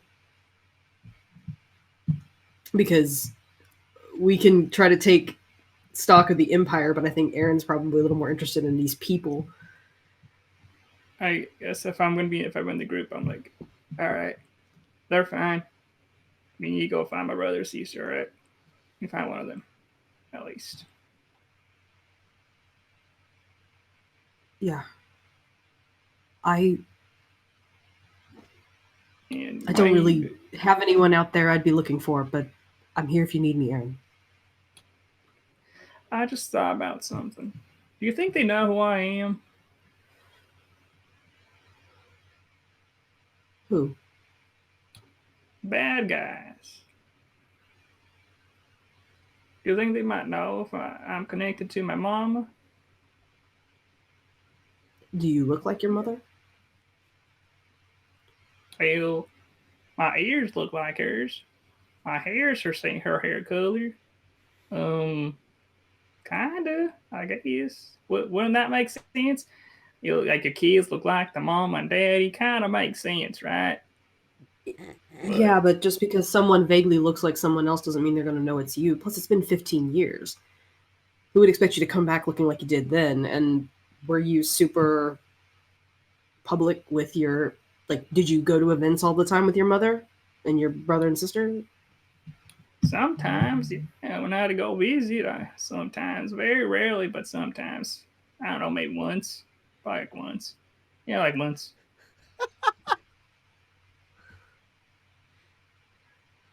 So anybody who might recognize you would have to actually, that person would have to still be alive and cognizant enough to know who you are.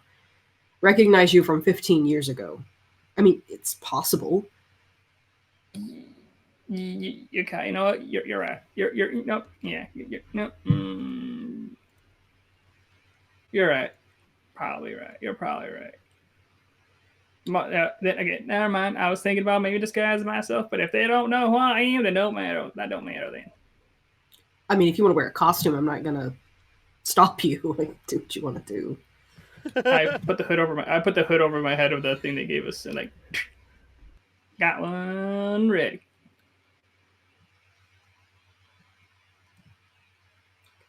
Dalgers, what are you thinking?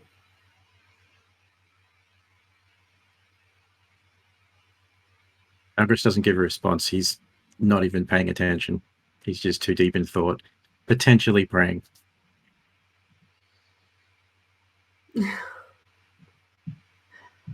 Feeling ignored after asking a man what he's thinking.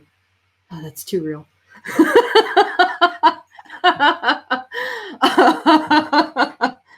um, Sorry, Ariana, I was thinking, how many midgets can I fit into a trench coat on a unicycle? Ariana reaches out and touches his arm and leans in to look at him, like try to like make eye contact with him. Thalgris, upon her touching your arm, you get another flash.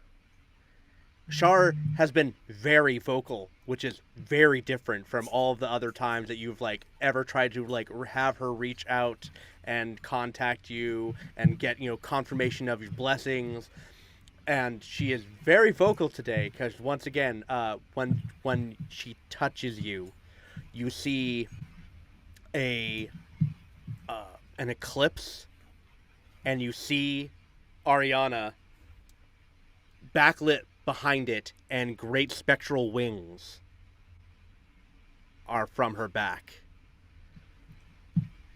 And then the long shadow passes over your vision, and then it's back to normal.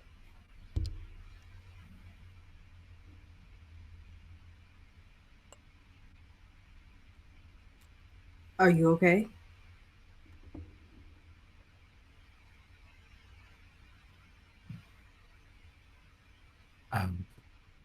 Sure.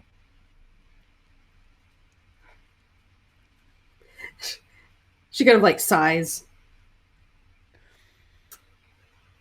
Well, what's your next step?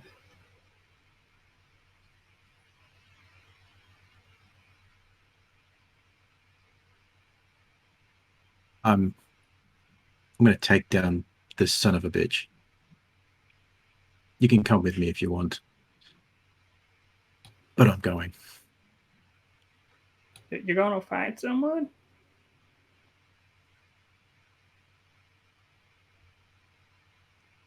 He's talking about People the who general. did this. The Empire. They've done enough harm. It's time to put a stop to it. Can I kick him? Can you kick him? No. I'm asking in character. I'm talking to Douglas. Well, can I help out? I want to kick him.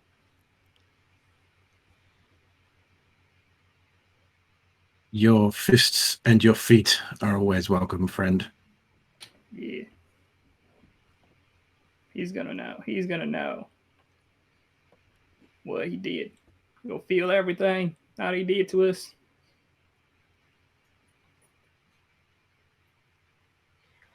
I'm as homeless as your people, Aaron. I have been since I was a child. I don't have a place to go or people to care about or things to do, so You have us. your quests are my quests.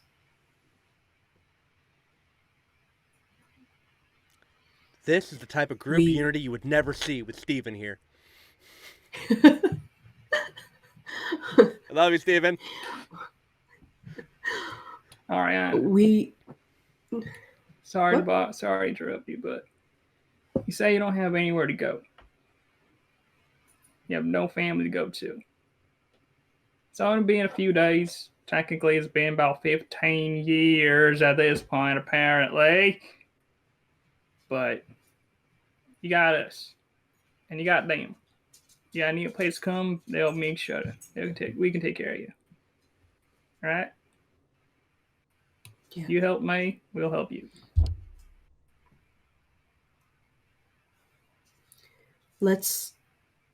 I don't think that these two things are against each other. I think we can head to this safe zone, this neutral zone. We can find out information about Aaron's family. And kick their ass. Oh, sorry, never mind. When I hit myself. And we can find out information about the Empire and where their stronghold is and where this leader might be. And we can cut off the head of the snake or make a choice there about what the next steps should be. The atrocities committed here are awful, and there's something that I always set myself against. Warning people about this sort of thing. Trying to stop it, because I've seen it firsthand, and this is 10 times worse than I'd ever expected. So, I'm with you. All right. Let's rest, and in the morning, we'll head fresh. Maybe this mad wizard has some idea of where to go.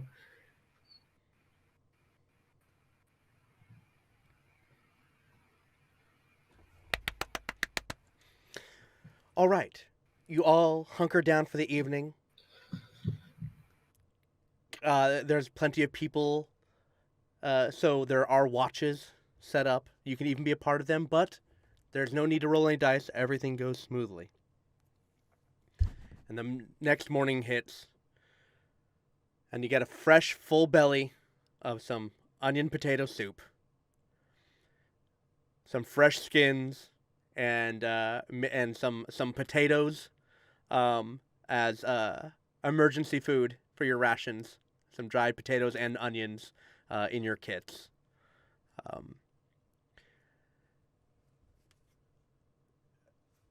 So you head out west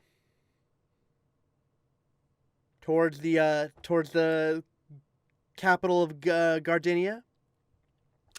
The countryside is not the same as those of you would remember in this land.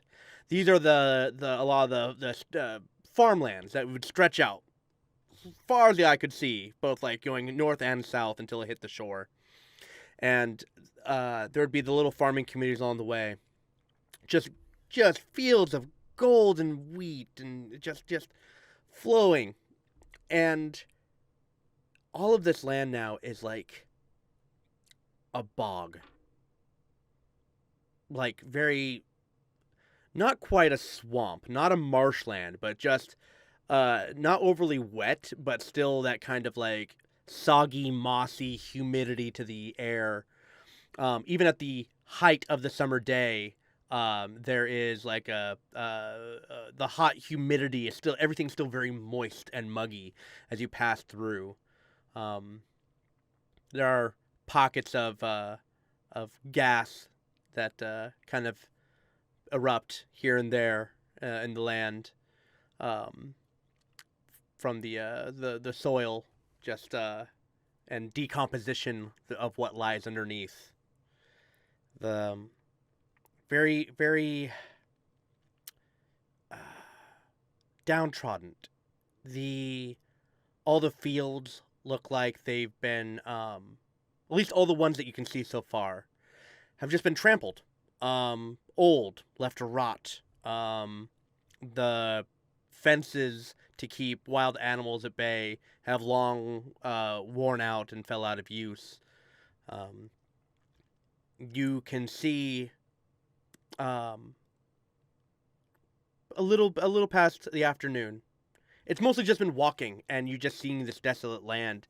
And there's it looks to be, maybe there's a horse off ahead of you in the distance, not on the road, but like off the side into a field with its head down, chewing on probably some grain or something.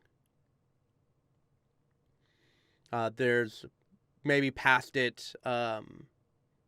There, like a few, like handful of blocks away, you would see like a small farmhouse, um, dilapidated. Um,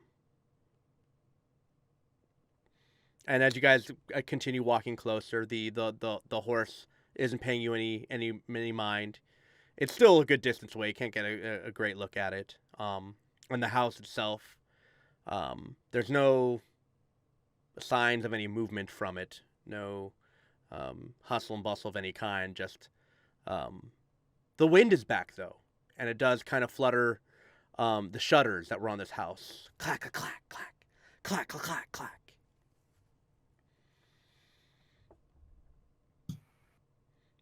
You reckon anyone owns that horse? Sorry, you reckon anyone owns that horse? You want to get it? I can go get it. And I put my hood on. I mean, the utility for us would be great, but if we end up heading back the direction of your family at the homestead, they could use that horse.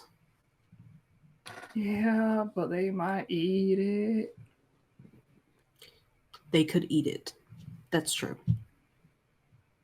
But it's a working animal.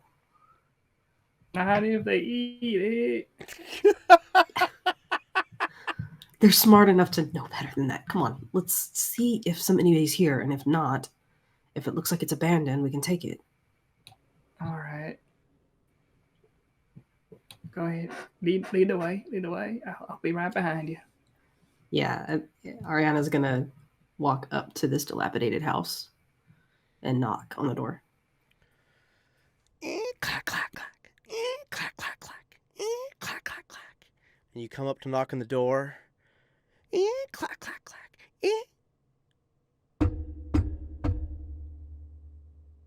And there's no more clacking, and the wind stops, and the door just. And the light cascades from outside into the room, and you get the heavy smell of dust in the air. You can see it swirling in the streaks of light that cascade into the house.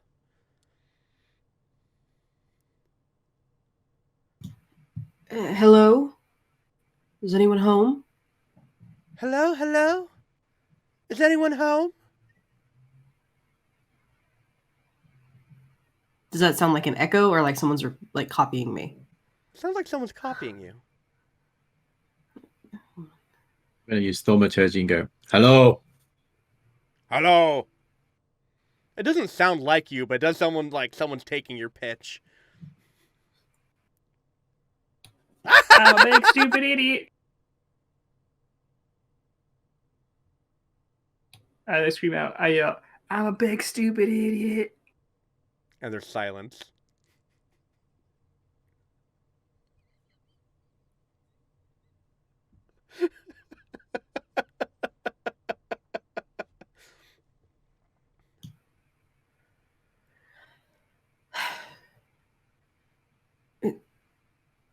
You are welcome in.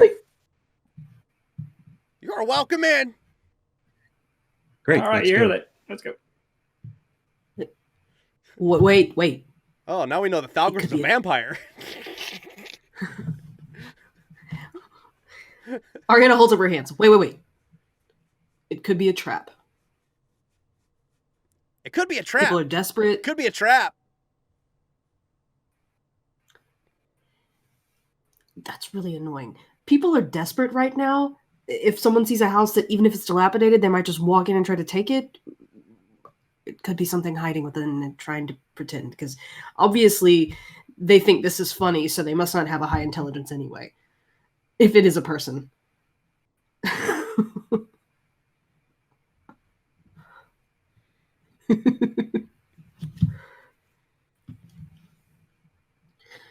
I'm going to pick up a rock or stick or anything that I find around and toss it in. You toss the rock in.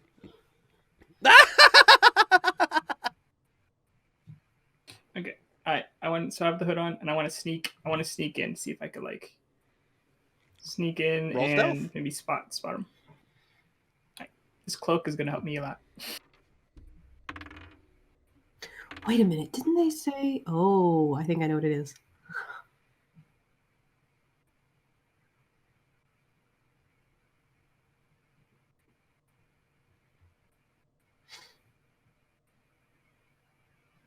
As we wait eagerly upon the dice roll of Aaron Turnbuckle.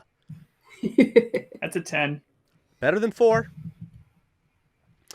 So you're like, and duck down, hood up, and start just using that natural elvish ability just ingrained in you as you sneak in, and you find it's a small farmhouse. There's a second story to it. There's and you get closer to where the sound came from, and it looks like a bedroom. And it's just open, just a little bit, just a narrow gap. Can I peek? I want to peek in, see if I see where the sound is coming from. All right. So you start to peek in and make a Constitution saving throw. 6. All right. You drop. I'm not well known for my Constitution. You have fallen prone backwards as when you peek open, as the door gets flung open by you jumping away as something comes for your face. You just see blackness and you start feeling like knife stabs start coming for you. And I rolled a 1. So, but you easily deflect them as a raven is pecking at you violently. just pecking, and then it starts to just like fly like off towards the open door. But you get a chance to react. I want to grab it by its foot as it's flying away. Give me an athletics check.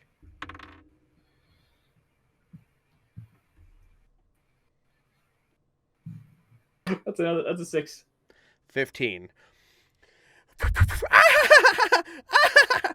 And starts fluttering like right at the door towards where you two are at, kind of like poking in, and it's just trying to fly out the building and up and out. Can I take off my cloak, like, and throw it over the bird? Roll an athletics check. We gonna see about this. We'll see. My thing. Catch the bird! Try to eat me! Oh, 20. You catch it. It was a 13. And yeah, so you throw your cloak over it and and just flutter. Feathers are leaking out. The beak keeps like kind of poking at your trying to poke a way out.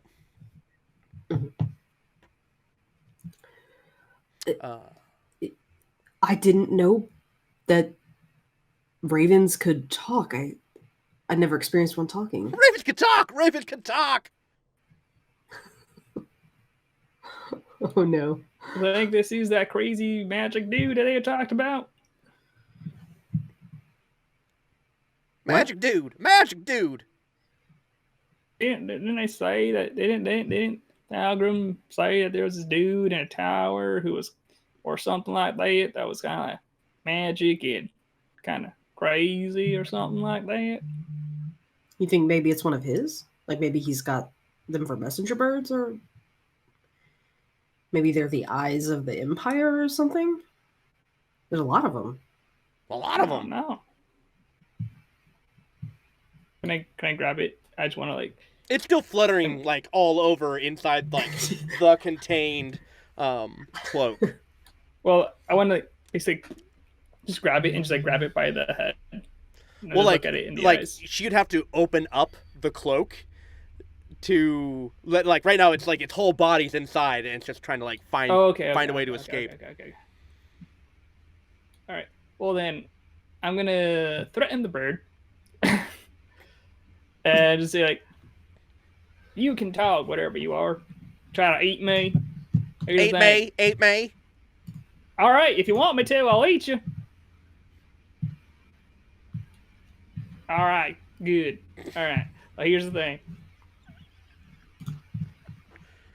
Who are you? What are you? Where'd you come from? Are you one of them's? One of them's.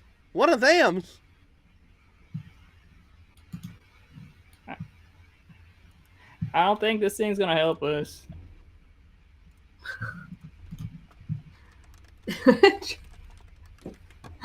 Kind of want it. Kind of want it as a pet. Hopefully, you'll probably be a better pet owner than I was. Yeah, Ariana's gonna try to stick her hand in and, or like grab it. I mean, well, it's a raven, so they're big, right? They're like, Yeah, if you want to grab it around the chest, you'd have to have both hands. Let me think about this. Let me look at my spells. Maybe I got something useful.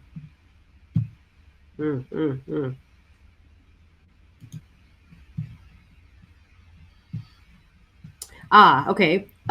Ravens like shiny things and baubles and little weird things. So I'm going to pull. I have a silver coin. A single silver coin. It's one of my other possessions.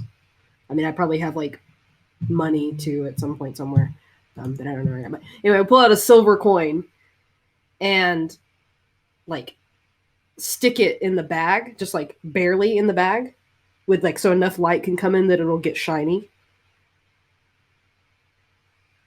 and see how it reacts. Roll a animal handling.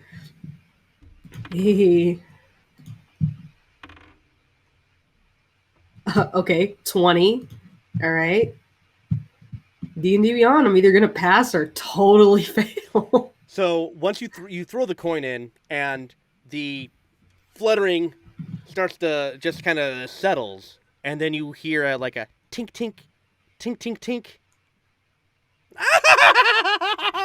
tink tink tink tink tink. It seems I like that. Your attention. calm in your bag made of cloak. Calmer. I got your attention. Little one, or kind of big one. So what? Can I tell? Like, I'm gonna like open the bag just a bit so I can kind of like see it. Enough light comes in, I can see it and look at it. Can I tell anything different about it than the other ravens that we've seen so far? Roll investigation. And then roll an athletics or acrobatics. Or sleight of hand. I'll also give you that. Let's see. So I rolled a 10 on the investigation and a 15 on the acrobatics. So you open up the bag a little bit to get a good look at it. And you see that, like, it's in there, looking at you, head askew, with the coin in its mouth. And it looks like a raven. And it, like, it does like a little noise and like gets a better grip on the coin, like a little deeper mouth grab on it, and then just and just darts right out of the hole. Rolled a higher on its save or on its athletics, and but it pops out and lands directly on the ground on its legs, and then there does that little like adorable little like crow hop, and it crows hops and it crows hops over to one of the floorboards, and it taps at it and then drops the coin in between the floorboards, and you hear a clang, clang, clang.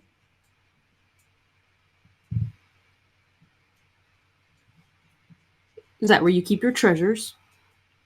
Treasures, and then it then hops away and then flutters back into the room that you had disturbed.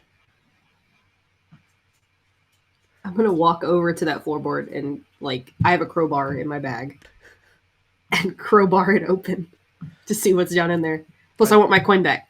As you're crowbarring it open, the door that the crow or the raven went through starts to open up more. And Thalgris and Aaron, you look over and you actually see what the crow's been so interested in. And you see it's tugging on a necklace, a locket, and there's 3 corpses huddled in the corner, 2 of which are holding a smaller one. Been dead a long time and kind of dried up and slightly mummified, and they're holding each other in the corner of the room as the crow is just like on the table next to it, just trying to pull the locket off of the little girl mummified body. I chase it off and go over to the bodies. Get. It then finally flaps, and flies outside. Can I open I want to open the locket. I want to see if again, I'm curious, maybe there's a signifier who these people were. You see what looks to be small hand-drawn pictures, portraits of what are most likely the parents.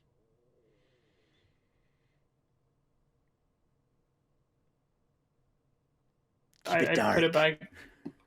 Put it back. I look at them, and I look at Thalgris. We probably need to put them somewhere safer. I then look back. Look back at the corpse, and we'll fix this, all right? So we'll figure something else. We'll figure something out for you, okay? We'll just go send you somewhere to go to sleep for a bit. And then I just flag doctors to help me take the corpses out to bury them.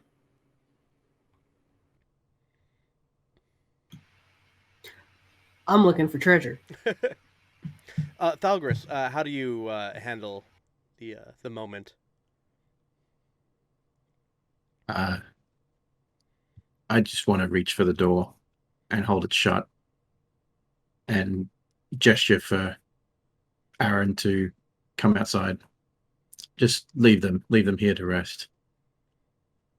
But that bird. Let's give them their space. That bird's trying to take her necklace, though. You know what? Once you get it fixed, I run over to the necklace. I take it off. I'll give it back to her when we go back to when we were from. Yeah. Is the bird still around? No, it did fly off. It is. You see, it's circling, and you hear a little just every once in a while. But it's just circling and most likely waiting for you guys to fuck off. Ariana, you take your crowbar and you're prying up the boards, and they actually come loose really easily. They're not even properly nailed in. They're more set in with grooves. And underneath the floorboards, you see what looks to be a small family savings account, as it were. There's a small box, partially open, with quite a bit of silver pieces in it, and then you see that there's some extra like coins, like a couple coppers here, a gold piece there, lots of silver that have been like, it looks like kind of like what the crow's done. It's just they would toss their coins down there as like a quick bank. I'll just throw it down. We'll pile it together later. So the crow knew that they put those things down there, though. Like, so that means that the crow was their crow, potentially. Their crow, scarecrow. Their crow, scarecrow. That's gonna be that crow's name if I get it. Their It'll be crow. Scarecrow. How you doing, their crow? Their crow. It's a teleporting crow. I'm gonna take all of it out and kind of clear out the space and put it down on like any surface, so that when they come back down, it's all sitting there, and look at them and say, "The crow knew where they kept their valuables and put it there, so I think it might have been theirs, potentially." And a pet crow's not unheard of. Strange, but it's not unheard of. That maybe is why it talks. But I think we should take this. Yes, it's theirs, but they'll get no use out of it. Someone else will come along and find it eons from now, and they'll take it. Okay. Well, I What's got that? no more room Do in you my s- do- pockets. do- oh. Go ahead. Do you sorry. see that you have the locket out? Yeah, I'm holding it. Well, What's that? there was a little girl in there. Oh, A little girl? She was. I think it's a Oh. girl. Was it a girl or was it? Yeah, it's a little girl. Oh. Yeah, she was. Yeah, I'm making a promise right now. Whenever we go back home to our time, or from whenever we were from, I'm giving this back to her. Then she'll have two. Hey, that's more than one. I mean, if that's how I'll be- timelines work, I don't know. I'm not that smart. Well, I'm not that. Well, I'm not smart. I don't know what I'm saying. Never mind. And I just walked away. Aaron, if you put that necklace on, the bird might follow you. Well, then he's gonna. I see what you're saying. I put it on. Harvey looks so like irritated, like I'm gonna have to imitate this bird. No, I'm just like, all right, we're gonna have a running theme of just like the man who collects and loses pets. What's he gonna get next week? Or I can wear it if it makes you feel better. I know it's kind of a locket is not exactly, something most young men wear. Why not? No, I don't know. Your choice. I think Gender I look means good. nothing to me. Goes with your skin tone. Yeah. All right, that's good. I'm just like, Birdie, come get me. When you put on the locket, you get a chill that runs down your spine. But that's it. That's it. It's a curse. It's a curse.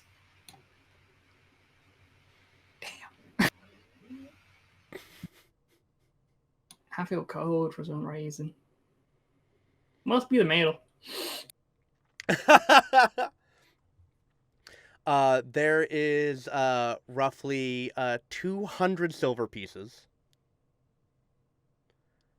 15 gold pieces, and 40 coppers.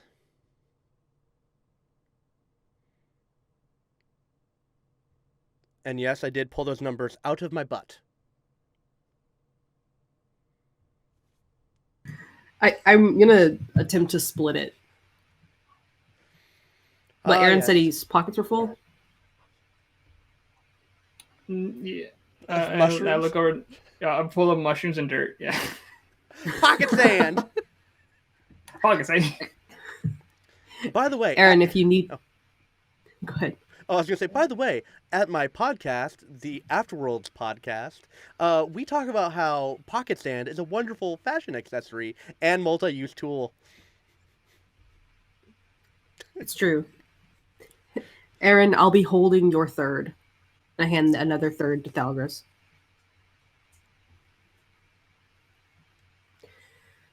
Now, about that horse. All right. Oh, So you let's say thank that it. about that horse, and you can look up and through an open window on the other side of the room, like through some grates and slatting that's been, decomposed a little bit. You can see the horse grazing on the other side. Just to set the scene. As you get closer to the horse, you're accosted by the sound, a steady droning sound.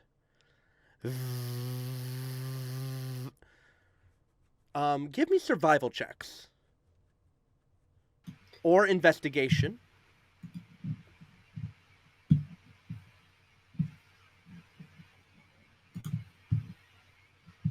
$14. Natural 20 for a 22. 10. All right, so Aaron, you think you got some bad tinnitus going on? You got that? It's your ears are ringing. That's what it's got to be. It's just a lot lower than normal. Marlo, Ariana, you've heard this sound before, and it's triggering memories of your childhood when you had to flee the village of Shade Abbey. And Thalgris, you know that sound. That is the sound of swarms of flies, all humming in one droll tune. And the horse, upon further inspection as you get closer, seems to be around some offal or some innards, entrails. There is gunky stuff on the ground from a beastie that you can't recognize, that the horse is kind of like sifting through. And how close are the flies? They're all about. Like, as you got closer to the horse, you heard all the flies first, and then found the source to be like these remnants and entrails and disembowelments.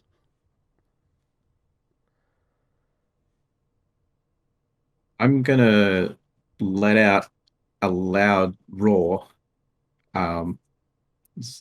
This is an alternative to my dragon breath. So I need all of the flies and the horse to roll a wisdom saving throw. What effect is this? It's my dragon fear. Okay. A sonic wave emits out, and all the bees, and they just fuck off. And then the horse stops what it's doing and looks up at you, and you see there's a mighty horn coming from the horse on the top of its head. And when it looks up, and then it turns to you, and it's a sword sticking out the top of the horse's head, and the face is decayed of skeletal remains. It is a zombified horse. And it sees you, and it just paws unconsciously at the ground and begins to charge.